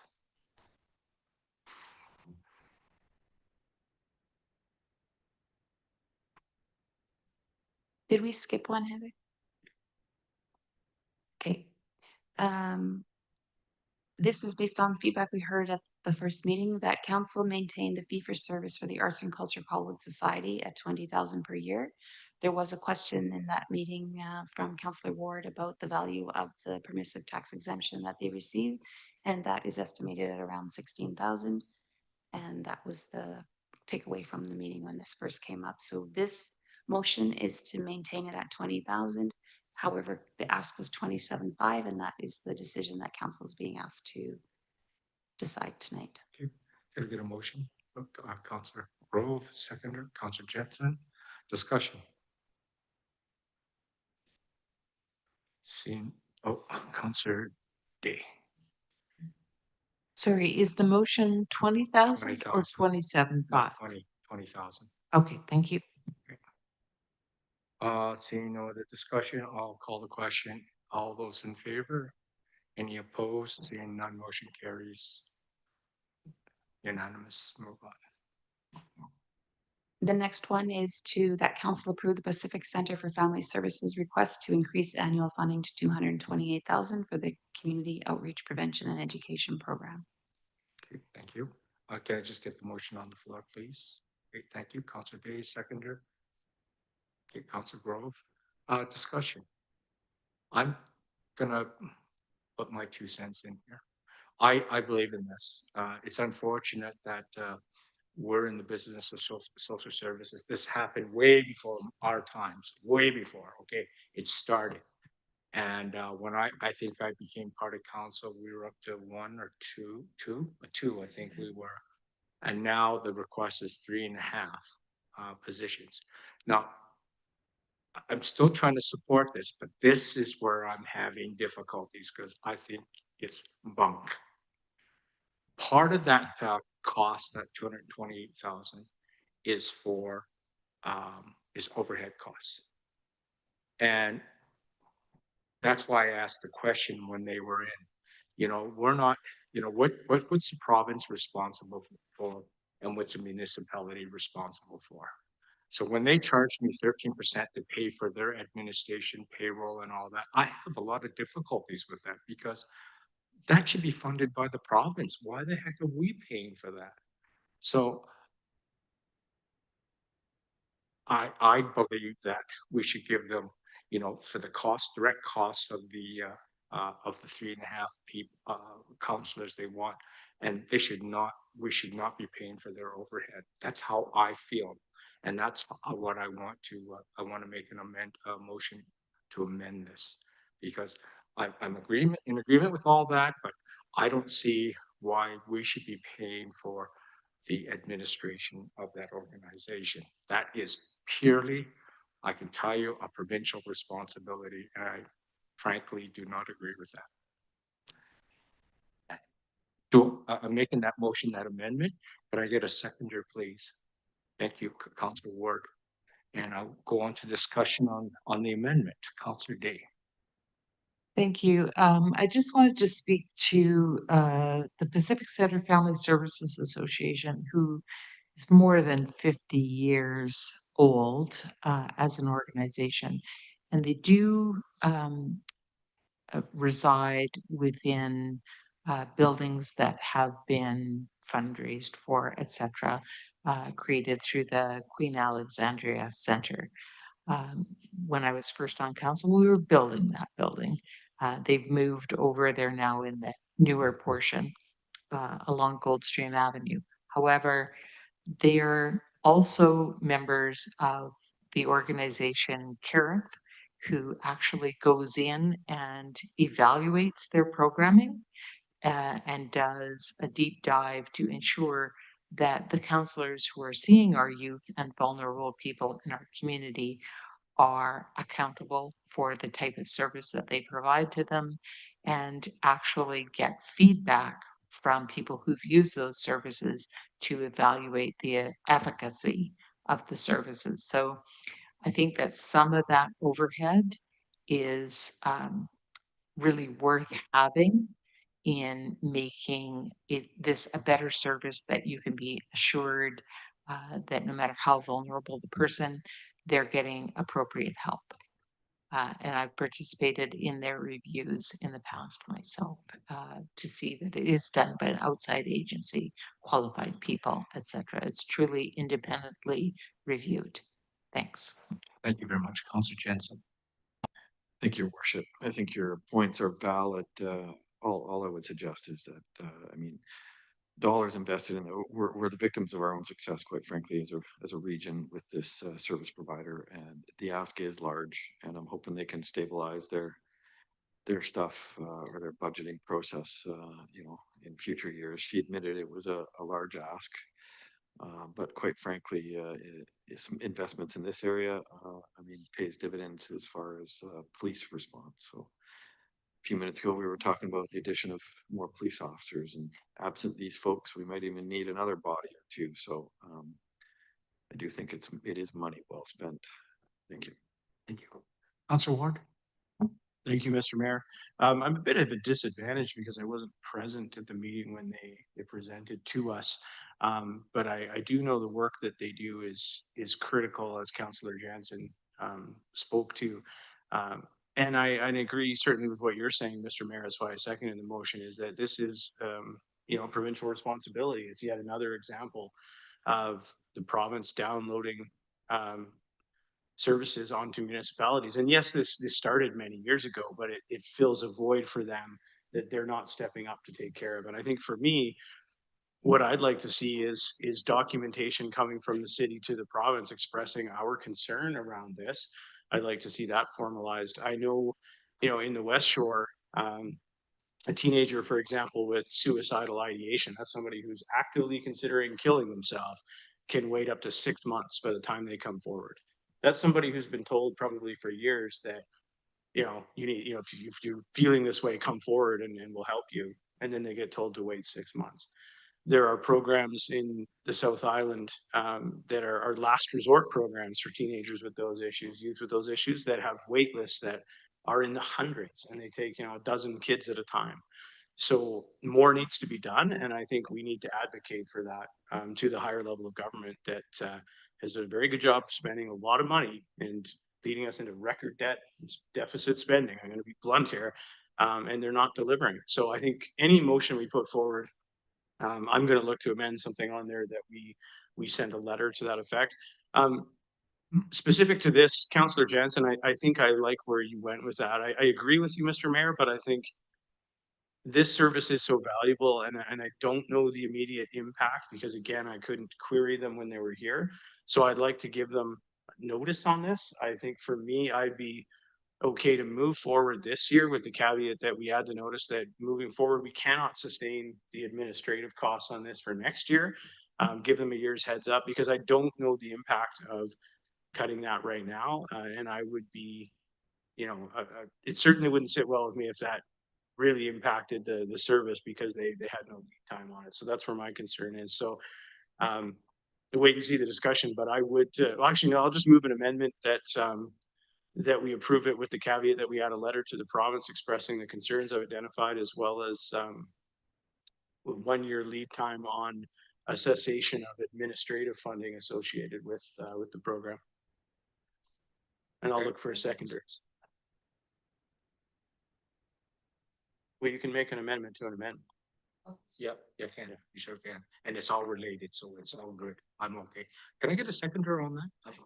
Okay, thank you, Councilor Grove. Discussion on the amendment to the amendment. I think I'm good with it. Actually, I was probably being a bit nasty there, but I was trying to make a point. That we cannot continue to accept this. And I thought there might be a clear message to the government that, yeah, I'm okay with the frontline people that I love the frontline people that are doing the work. I just had a lot of difficulties when I started seeing we're subsidizing their overhead. That just sat so wrong with me. But anyways, I'm okay with this. 1 year warning, yeah, then they're gonna have to figure it out, to tell you the truth. So I'm okay with that. Councilor Dave, go ahead, please. Thank you. I think it's going to take more than 1 year to get the province's attention, given that this is their responsibility that we've been picking up for years. So I think identifying the overhead is a really great way to go about it because that is in line with everything we've always done with our charitable organizations. They absolutely can get tax relief and other benefits from the city. But when it comes to a provincially mandated service, we expect them to pay taxes and pay rent. And when they want to operate in Colwood, and we hope that they do. But I think it's going to take a concerted effort in order to get the province to take notice and start addressing some of the needs that exist in our community as well as others that are within their mandate. Thank you very much. Seeing no other discussion, I'm gonna call the question on the amendment as amended. The amendment. All those in favor? Any opposed? Seeing none, motion carries. Now I have to ask for on the amendment as amended. No, just the motion as amended.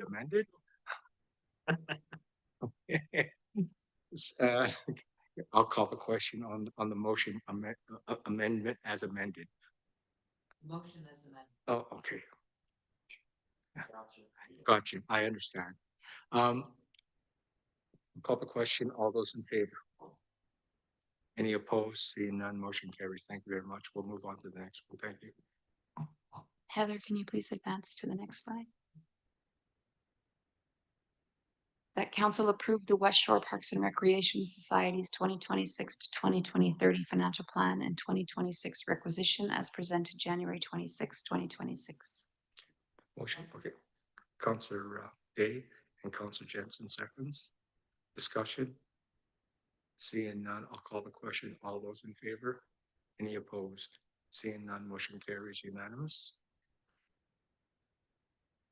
And that council approved the Greater Victoria Public Library's 2026 to 2030 financial plan and 2026 requisition as presented March 23rd, 2026. Motion, okay. Councillor Grove, Councillor Olson, seconds.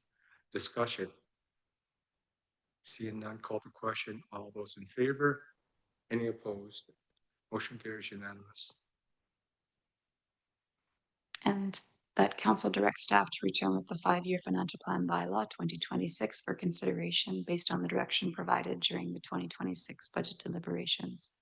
So if I could just add, though, there has been conversation around the use of the Growing Communities Fund for some of these projects. Yes. We could return with more options. It seems council is still not, we haven't provided the right options to meet the package. So we can provide that, have another session again on how to best use those funds. It's the 2026 use of the Growing Communities Fund is fairly, that council has approved numerous times. It's all on the parks spend, and it's in the future years where it's a little undecided. So we can return to this conversation and surface other options for council and put those in the budget amendment. Okay, so we don't have to, so we can approve this at later? Yes, or Okay. we can, if council has an opinion today of how they want to use the Growing Communities Fund, it's just my perspective that council perhaps doesn't have the information and the way that they can look at what's Okay, left I and understand. allocate it. And the only other question that has to be, we have to get our minds around is this whole thing on the Indigenous art. Because we didn't get to a conclusion yesterday on that, right? So the Indigenous art. So that's another big issue to me that has to be before I'm ready for this motion. Absolutely, and council can have that conversation now if you want us to return to that. Yeah, so oh, Sandra's here today. So you're gonna have to help us a little bit, Sandra, because lots of questions that came up with this yesterday. And is everybody okay with this? What I want to do is talk about this one, and then we can talk about the growing community funds. So, you know, you've got to understand, I fully agree with, you know, what we want to do here. I guess my first question is, in the contract, do you know in the contract when we got the federal money, is it actually stipulated that we have to have Indigenous art? Thank you for asking. Engineering may be better able to confirm this, but I don't believe the art is an aspect of the grant contracting. I was so sure about it. I thought, oh boy, it might be. But so, okay, engineering, any knowledge? Joshua, man of knowledge. Oh, nope. Wish I had the knowledge. I'd have to get back to you. That's something I'd have to dig up and could certainly circle back with that information, but Yeah. not 100% sure, so I'd rather not say. Yeah, so so the conversation that happened, Sandra, just to put some context behind this, is basically I just thought it was an ouchy number. It was really ouchy. And then someone tried to justify and say, well, it's for continued maintenance and operations. Well, it's not capital, that's maintenance, and that's going to appear in a line item someplace. So that fear, that I had a big fear. But I guess my question is, was there only one bid received on this? Because you did an RFQ, correct? No, in fact, well, we did do an RFQ. There were no responses. What I understand from our Indigenous partners is that master carvers are hard to come by. And so what we had the benefit of guidance from the Indigenous cultural liaison who's been working with the Royal BC Museum project on their Indigenous art and other cultural aspects. And what they advised was to plan for 2 pieces. The idea being one would represent Songhees Nation and one Esquimalt Nation with the bridge. And the advice we received was that $200,000 would be an appropriate budget over a 3 or 4 year span, but that setting aside 25% of that budget for future maintenance is a sign of respect to the artists, that we are long-term planning for protection of the art. That was the advice we received. And so I think that this project is about the art, and presumably the art would be a great aspect in our community, but really it's about reconciliation. It's about letting Indigenous partners lead on a project like this, building our relationships. You know, the opportunity is relationship building as much as art. So I leave that with council for consideration. It's interesting. So because I see a more of a connection down at the lagoon for that, right? Because they found bones from their ancestors down there. There is a much larger connection down there for the Indigenous people. And if anything, I would have thought that's where we would have aimed an art piece, not over the river, over the bridge, over River Kwai sort of thing. I just sort of scratched my head a lot about that because, you know, driving my bike down on the Galloping Goose, crossing every bridge, I've never seen anything like this. Okay, we may be unique, but it just, to me, I think there's a better message if we were to do something with the nations down in the lagoon area. That's just my frank opinion. And you know, whether it's $200,000, that's another question. You know, maybe we should be saying, what can we do with, you know, 100,000, 50,000 sort Yeah, of. to be clear, this was council direction in the early phases of the project. Right. And I think to put context around that, and you're right, so I don't blame anyone for this. I don't think we ever talked dollar value at the time, but we all thought it's a good idea because I think we had to win certain councilors over to make sure that everyone was happy with the bridge because some of us wanted steel and some of us wanted glulam, right? So we try to make everyone happy. But the end result, spending that extra money on that railing is just beautiful. I think it's a beautiful feature, well worth it. So well done. So I guess that's where I'm just having problems. You go $200,000, you know, and we're looking at, you know, we're cutting things, and I think, you know, we can do so much with that money. But that's just me. Anyways, I'll just open up the questions. Councillor Jensen, go ahead, and then Mr. Day, Councillor Ward. Thank you, Your Worship, and made a couple of notes for things as we wrap up, but it's an interesting discussion. I guess the problem I have is we find we've already been out to a request for submissions and haven't had any. So I mean, I find it difficult to say we need 50K a year over 4 years to keep something up, which we don't know what it is yet. If it's a mural on a wall, it could be just a wipe down, you know, once a year. So I have a tough time wrapping my head around that. I just wonder if there's something. I would love to hear what maybe some other options are from the CFO as we move forward to the end here. The other part is if we didn't get a return on our RFQ, you know, perhaps we open it up or we repost it and we see what else comes out. I would love to partner with one of the nations, but if they don't have the capacity, if they're jobbed out and we don't know what the issue is, you know, I take it we're getting some advice and that's fantastic, but you know, I just wonder if we're barking up a tree here that, you know, is going to lead to an unknown outcome for the future. But to circle back to some of the other stuff, the Growing Communities Fund, Your Worship, I do want to have a deeper discussion about which projects we attach to that.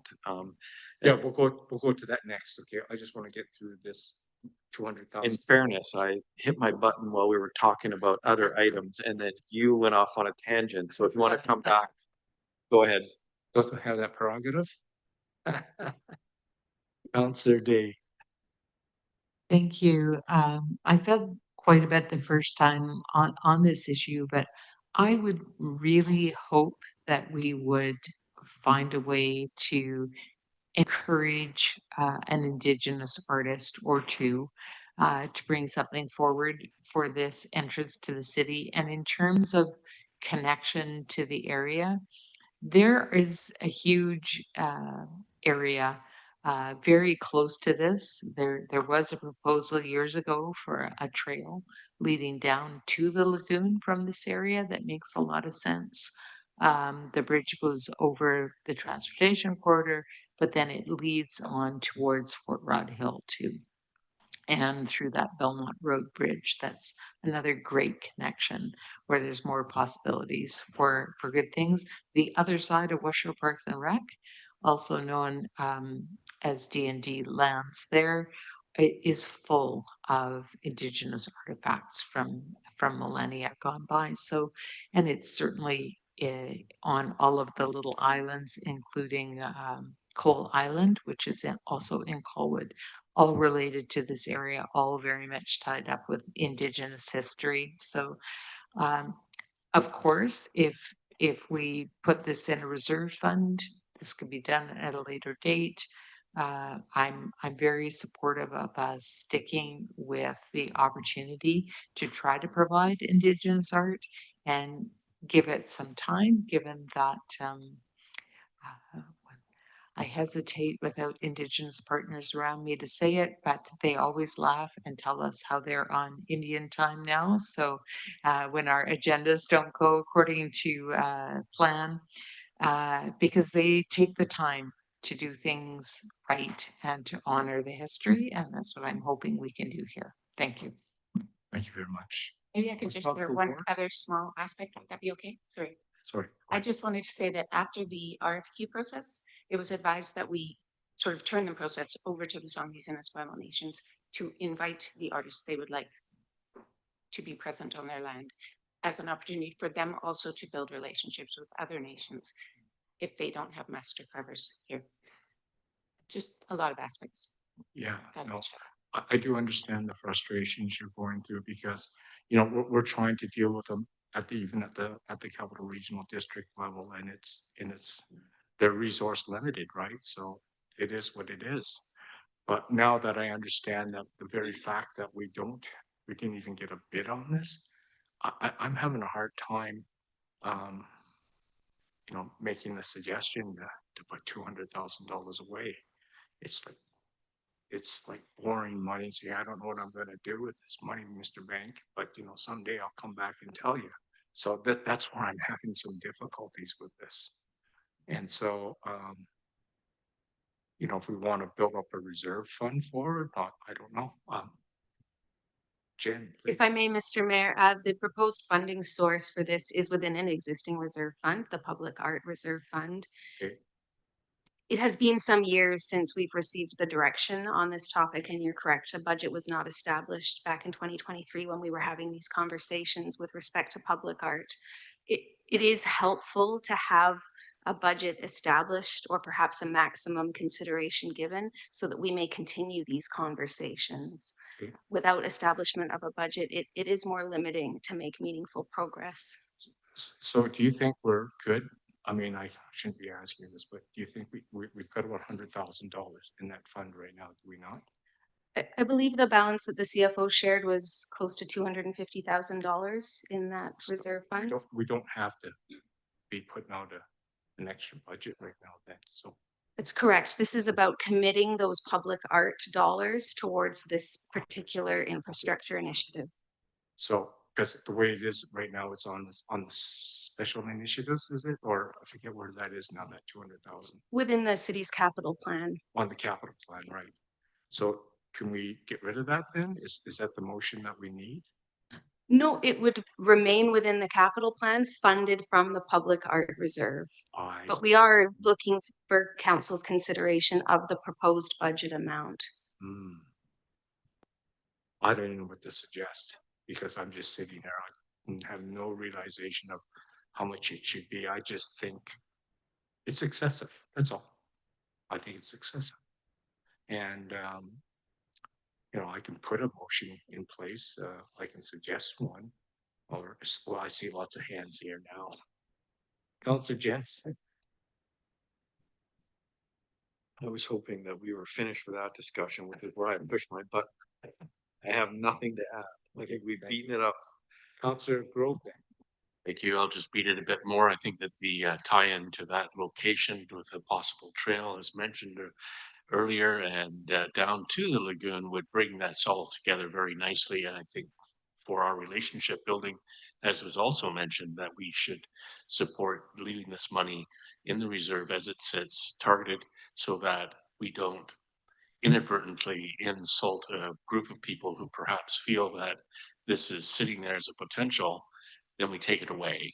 I just think we should just leave it where it is. Thank you. Councillor Olson. Thank you. I just want to remind this council that we voted against the public art policy on Monday. So I think this would have really helped us with this conversation. I think I'm at a point too that I would like to leave the money in the reserve. I don't know if this is something that we can table again and have maybe another meeting, but I think we leave the money there. It won't have an impact in my head if you just leave the money there. It's just when you come to spend it, you know, I think you're gonna have to get, no, I'm gonna suggest that for sure, you're gonna have to get approval on it. You know, so, because we want to see what it looks like, you know, and we want, you know, the money's there, but it's for anybody can get at that right now at this point in time, correct? Correct. If the funding is not committed through an established budget, the funding remains uncommitted and it's available within the reserve. Okay, thank you. Council has a number of options. It may be most appropriate to either pull the budget from the financial plan or retain a budget for this purpose within the financial plan with clear direction that administration is to return for consideration as we advance these discussions. We recognize the public nature of this work. I like that myself personally. I'll come back to you after Council Ward. Council Ward. Thank you, Mr. Mayor. I was going to move that we retain this, but I was going to also include that we refer it to the discussion around the Growing Communities Fund. I think there's an overlap there. I know the challenge here is that I'm going off memory of renderings from a long time ago. But my understanding was that when this was developed, it was kind of a gateway to Colwood, if you will. And yes, I know the official entry is down by View Royal, the sign that nobody sees. But there was sort of a park space indicated in the renderings. Now we know the renderings, I mean, we've all seen what Speedwash was and what it became.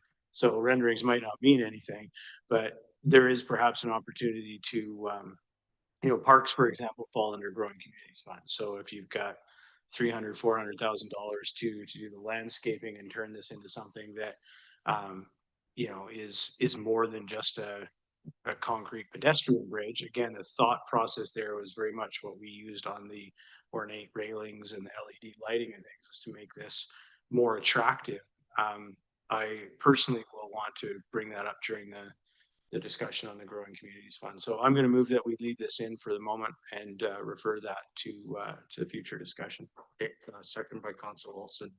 Further discussion on this? Seeing none, I'll call the question. All those in favor? Any opposed? Seeing none, motion carried. Direction. Okay, let's start funds now. Who wants to start? Oh, yes, Councillor Jensen, you wanted to start this discussion. Lucky, not really, your worship, but I mean, I do like where we're headed here, a more fulsome discussion. I just recall previous budget years, your worship, and I think you had brought it up too, that somehow the budget process was seen as tacit approval to withdraw funds for a project from a certain location. And I want to reiterate that, you know, in my mind, I would like to see where that money's coming from for these larger projects. And that should be a discussion at the council table, not some verbiage that, no, we approved that, you know, 12 months ago in the last budget when we've all forgot. Further to that, I'll quickly squeeze this in and then yield that we've danced around the RCMP, the two reserves. I believe, is there two of them, the one for people and one for the building, something like that? One's the surplus and one's the Okay, building. great. So I want to have that. And I'm not even sure what we can do with the reserve once it's in there. I'm not sure what the financial rules dictate, but I want to hear that and see that we stop squirreling money away in areas if it's you know, part of the building process, or whether we can squirrel money away in lieu of future RCMP positions. But I think then we're getting into operational and other things. Through the chair, that is actually a legitimate reserve that some of these municipalities have. Perfect. So, I mean, we could soften the blow on our, say, a mid-year hire when the superintendent comes in and wants a body, something like that. But I would like to have that discussion. Thank you. Okay, thank you. Councillor Day, please. Thank you. I just wanted to speak to the part of the approval phase. So I know that we are looking at the budget and we are making motions that will impact how much money we collect in taxes for this year and future years.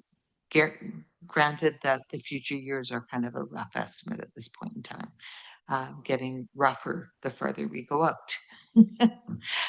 But what I'm looking to confirm is that none of the items that we approve today to be included in the budget are actually approved as yet. They are all going to still come back to this council for saying, yes, you approved a budget of X amount and we have X amount reserved. And now here's our business case for the item to go forward. And we'd like to actually have permission to do it this year. Is that correct? That is how this is going to roll out. Thank you for the question. That is an item that staff are seeking clarification from tonight as well, because we were hoping to run through the new list of projects, as I mentioned, to find out if council has any concerns about any of those moving forward. Classically, the adoption of the financial plan is authority to spend. We do that within, like for the first year, within the purchasing power delegation bylaw and within the delegation of powers, right? To not powers, but business cases have been presented, and that's why we want to run through the list of the new projects so that council can say, I have a problem with this one. We do want to see this one back in chambers before you proceed, or some of them you may not. And so this will introduce extra layer of approval, and that's fine if that's what council desires, which is so we are aware of what those projects are, that it could delay advancement on some of the objectives, but that's why we're going to go through the list and see where that takes us. Okay, so that is the opposite of what I was expecting the answer to be. I was believing that we would get items coming forward to us for that we have given general approval to tax for these items, but that the actual spend for the items would be coming back before council. And that is what I would like to see happen, because when we're looking at this whole big budget, it is a lot to take in, and we are talking about overseeing the work of over 100 people. And it's very possible that we're not seeing all aspects of all things in this trying to see everything view of the entire budget of everything that gets done within the city of Colwood. So I do want to see those business cases come back. It may be a rubber stamp, but that is what I am looking for. We've identified some funding things. Some of them make sense. Some of them are a little less clear. And I'm hoping that we will get to a point where the business case is made every time we're going to spend the money. We're going to look and say, is there a better way we could have spent this money? What are our comparables? Is this the best way forward? And yes, if we tick the box, we've made the case, we go ahead, we spend the money. That's what I'm looking for. Thank you. Thank you.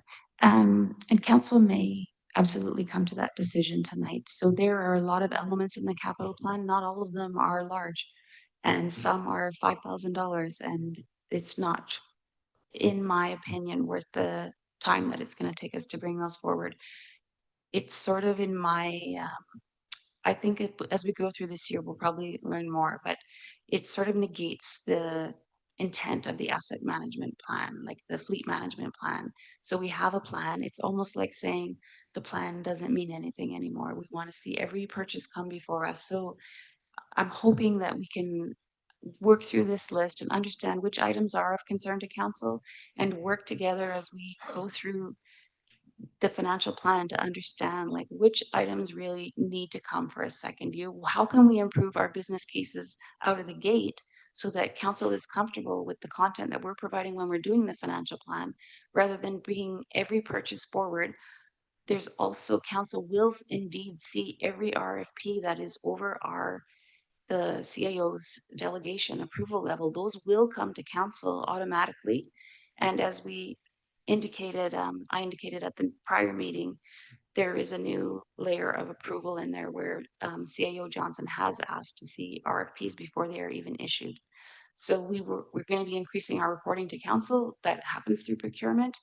and hoping we can come to a collaboration that's comfortable for everybody and doesn't preclude efficient flow of business for the city. Makes sense. So what it comes down to, I want to get back onto the growing community funds right now. Because we need to give you some guidance, because we've spent what, half of it already on parks improvements, correct? The 5-year plan has fully depleted the thing. I think the only item that is not a parks improvement is the $2 million on the lift station. So I can not repurpose, I can assign, the sewer capital fund does not have enough funding, but you can borrow from reserves, blah, blah. It's a bit of an accounting exercise. I can use sewer capital to fund it. It will show negative in the plan. And then we'll have the 2 million left for council to decide how we're going to how you're going to allocate that Yeah. based on what we bring forward in the subsequent discussion. Because what I've heard tonight, some of the choices really are, for example, the sewer lift station. I heard transportation, because it's our number one issue, because it's all solid, it gets affected by that. Yeah. There's another option too, what one of our sister municipalities done is they're using it against their debt with the RCMP station, because it's part of that. We're growing that RCMP station because of our growing community. So there are 3 simple choices right now, but there's many other options, and I don't know what the answer is, to tell you the truth. I'm not sort of stuck on one. And there's also another one someone just mentioned to me. They said, well, what about this community center we're building that we've got $2.5–3 million against right now? Could we use it on that too? I've never thought of that. That's probably a good idea too, but it's the spend time. I don't think you could spend that money. We're that far off from the community center. So good idea, but just don't think it can happen. So that's where I don't know. I was gonna ask council for some, if they have ideas on where they want to see this, because I just want to give you better guidance, staff better guidance, because you're plugging it into holes. Like you said, you spent it, but then one day one of us is going to get mad and say, hey, we didn't have any input. Well, we put it in front of you, and here we go again. And it's because we don't know. We haven't even amongst ourselves agreed, have had that discussion to say, these are the priorities that we'd like to see that money spent. So you've done it for us, but if everyone is happy with it, then we just let it go. But I just thought we should have that conversation around the table. Go to Councillor Jensen, please. Yeah, thank you, Worship. And it is an interesting discussion, and I'm going to push back a little bit, Madam CFO, but there was a lot of stuff that came up on the screen. That's the first time I saw that. So to say that there's a detailed plan that I saw come across my desk for that item is not correct on many items. Now, further to your point, I like the way you frame it. I'm not interested in talking about a $5,000 spend. That's not a wise use of this table's time or staff time for that matter. So I think what we do need to establish is a threshold, comfort level, and what that might be, I think that's up to the table. But in my mind, I would like to see that come back and have a discussion on what the comfort level, as the mayor has indicated. Again, the fleet plan looked fine, but I didn't receive all that ahead of time before the last meeting, and I'm still in a knowledge deficit in some of the larger projects. So I find it difficult to say, yes, go fix the pump station. I'm sure it needs fixing, but let's just have the dialogue about that. Thank you. Thank you. Councillor Ward. Thank you. I tend to agree with Councillor Jansen, and I think really what we're talking about here is a DOA thing, or delegation of authority. And maybe there's a need to look at amending, much like we've proposed on form and character and things like that. The idea being that decisions are made and then they carry on a life of their own, and we wear it later. And I used the example semi-jokingly earlier about the speed wash, but it really is a really viable example. Mari brought that forward at the Planning and Land Use Committee, and what we saw as a council and agreed to, and what emerged ultimately for the public were two very different things. And that's not a fault of anyone. That's the process as it stood at the time. And in this case, I think if we're looking to have, you know, more say or view into the projects that we're approving in a 5-year plan, we need to be clear about that. But at the same time, I don't think we can overextend and restrict people from the $5,000 spends and things like that. The work has to get done, and you have to delegate to a certain level, or you know, you bottleneck everything. So what I think we need to do is have a separate meeting where we can take a look at that DOA. The only employee who reports to council is the CAO. You know, we can establish a framework beyond what's already there for him to say, okay, if a capital project costs X or more, or any buy costs X or more, it has to come to council in a specific committee of the whole meeting, for example. The other would be sort of change orders on something, because that's where we've really missed the boat, is that it's been in the 5-year financial plan. We've kind of gone, yeah, that's a great idea. I can think of one example, but I won't say it. You know, where we proceeded on something very expensive, there were dramatic changes made, and none of us had any clue that it happened. And that, to me, fundamentally, while it's technically okay under the rules there, again, we wear it, and it doesn't add up when you've approved something in a meeting, and then a year or 2 or 3 later, you get something completely different at, you know, more cost, or even around the same cost, but it's delivering something that's inferior. You need to know about that. I think that's just basic kind of, you know, business logic. So I would suggest that you're not going to solve that tonight, that we need to have a separate meeting on that DOA and how it works to make sure that the city can work, but that we can have insight on those few things that are really critical like that. So I don't know if that answers anything this evening, but I'm not comfortable moving forward with the concept that a 5-year plan is just carte blanche to start work on things 2-3 years down the road, you know, in a plan. And then, as you said, somebody comes forward later and says, well, you guys approved it a year ago or 2 years ago. Or in the next case, it will be, well, the past council approved that. They gave a green light. So the next people will wear something that they've never had any insight into. So we need to address that.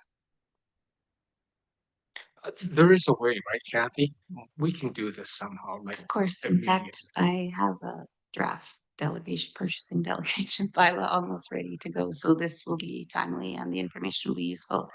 I want to clarify, like when I said that we use it, when it's approved, we're in 2026 now, so we are waiting for the capital plan to be approved so we can action those items.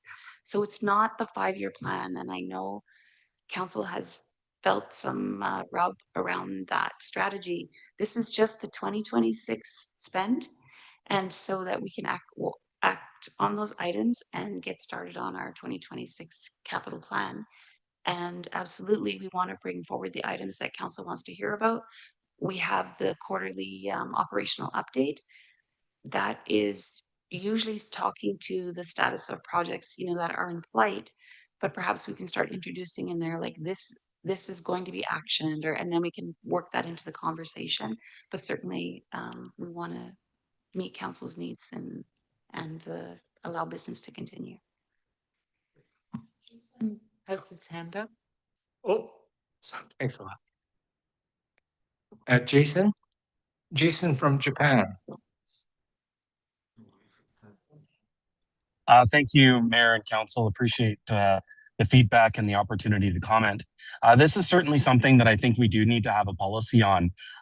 Typically, most municipalities, when a project advances, you'll go through early approval through the budget process to ensure that those projects are covered off and council is fully aware.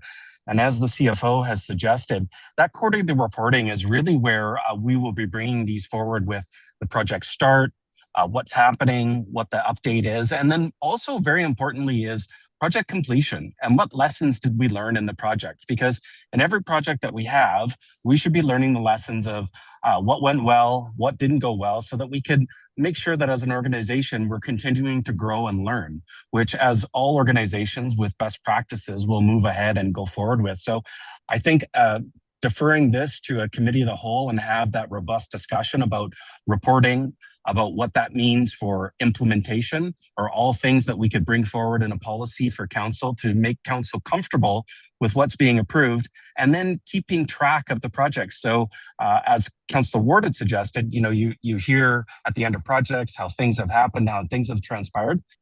We have to live by the ethos of there are no surprises. And that, I think, is what council is speaking of, are those sorts of policies, and we can certainly put that together. Thank you, Mayor and Council. Thank you very much. I think I know how to get out of this one right now. This is what I'm going to suggest, that we do take this discussion to committee of the whole, because you got place markers in there right now. Like you've from a 5-year financial plan and for a budget purpose right now, the money is earmarked to go, and so it's going to be somewhere because that rest of that growing community fund has to be spent, right? We don't have any option. We're going to lose it. So to me, as long as we've got it, we know where it is. We can have this discussion at committee of the whole to say, hey, this is what we want. This is how we want to spend this. And I think that's the place to do this instead of here right now. Is that okay with everybody? Council, you agree with this? I'm just a little confused at where we are tonight in the No, process. no. Before we did this approval, there was some other items that we wanted to discuss because we had that $200,000 question, right?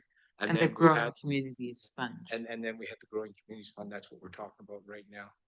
So I think I want to refer that to a committee of the whole. We'll do that at the next meeting. We'll do a committee of the whole. I think that's the best way to do this. You've got it earmarked, right? It's there. We have to spend it.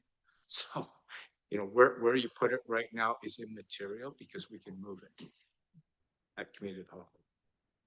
Does it sound like a plan? Kath, Jen, you okay with it? That will work. Okay. If council has a clear idea right now, though, that lift station should not be funded through growing communities, I can make that change now, and that could alleviate a financial plan amendment later, potentially, if I put that to sewer before I bring the bylaw forward. And then you have 2 million left to play with, and there will likely be a budget amendment anyway, but at least the financial plan will be more representative of council's thought. Problem right now. I don't know. I mean, Yeah. I want to weigh all the options off right now. Yeah, so then if we're gonna we'll be doing an amendment anyway. It's classic lead one per year, so that's fine. And so one last question before we get on to that motion here. The one thing that I really want from staff, can you please confirm that, guys, girls, ladies, gentlemen, do we have the resources, the staffing capacity to do what we say in our plans right now? I really need that right now. I just want that assurance right now because there's a lot of money in that capital plan, for example. I'm not saying the operating plan so much, but the capital plan, the special initiatives. I just want to walk away from this when we approve this feeling that you guys are all gung-ho. Yes, we can achieve this. Or are we in the land of Oz right now? Basic question. Mr. Mayor, if I may. Yeah. The next formal opportunity for that update will be with the next operational quarterly update. And I do think it's appropriate that we give our teams time to digest the options for the tax increase that have been just moved tonight. Those will have implications. There was resourcing that has been removed from the plan entirely, as well as resourcing that has been deferred. So we will give our teams time to integrate what the implications of that will be, and we'll be commenting on that with the operational updates, certainly for items that are within the 2026 budget. Thank you. Councilor Ward. Mr. Mayor, I would say the deputy CAO stole my words. But I do think, with all due respect, I think it's a bit of an unfair question. I think they need to be able to take the time to go away and digest it. And we as a council have asked them to defer new hires and to freeze things, and I think to then turn around and say, do you have the capacity to do it? If I'm sitting on the other side of the table, I might go, I like that question all that much. So I just think we need to leave it. We've established the direction as council that we believe we can move forward with the staffing levels that are there. I don't think we've been unreasonable, quite frankly, but I also don't think we need to put anybody on the spot to at this point in time, start talking about how they're gonna execute on it. Yeah, I'm not trying to embarrass him, Councillor Ward, to tell you the truth, but I just want that insurance. I just want to make you feel good that we're supporting you. We're not, I don't want to be giving you a bunch of tasks that we're just giving you Mission Impossible again. Here we go again. I'm so concerned about that. And that's the welfare of all the employees, you know, so there's a reality check that we need to have right now. So that's why the question has to be asked right now. And no, I didn't expect you guys to stand up. Well, Joshua, you would have probably stood up and said, no, I don't have enough people, or I have too many or whatever, but it's that one that you're gonna have to ask and when you're coming out with the forecast, the return on the 5-year financial plan. Just want to make sure we've got that comfort zone right now on that. Councillor Day, and then we're gonna move on to the staff recommendation. Thank you. So I guess I'm still not quite sure. There wasn't a motion moved. You seem to have unilaterally declared that we're going to have an amendment. I would prefer to give direction tonight that we're not going to put the lift station as being paid from growing community funds. I would like to see growing community fund be used for things that definitely serve everyone in the community. Parks, RCMP is fine, transportation is fine, but I think that sewer is different currently. So that's just my 2 cents worth. Yeah, we're talking the same thing. All I said is that I just want to move that discussion to the next committee of the whole. It's the same thing. We're accomplish the same thing. Great. So I did come prepared with another motion that I wanted to bring, and it was just because we received some really excellent feedback from the community on our financial plans, both from the Royal Bay Homeowners Association, also from other members who noted things that they were concerned about. And I wanted to make a motion just to ask the Chief Administrative Officer to review those submissions and come back to council with his take on what they said.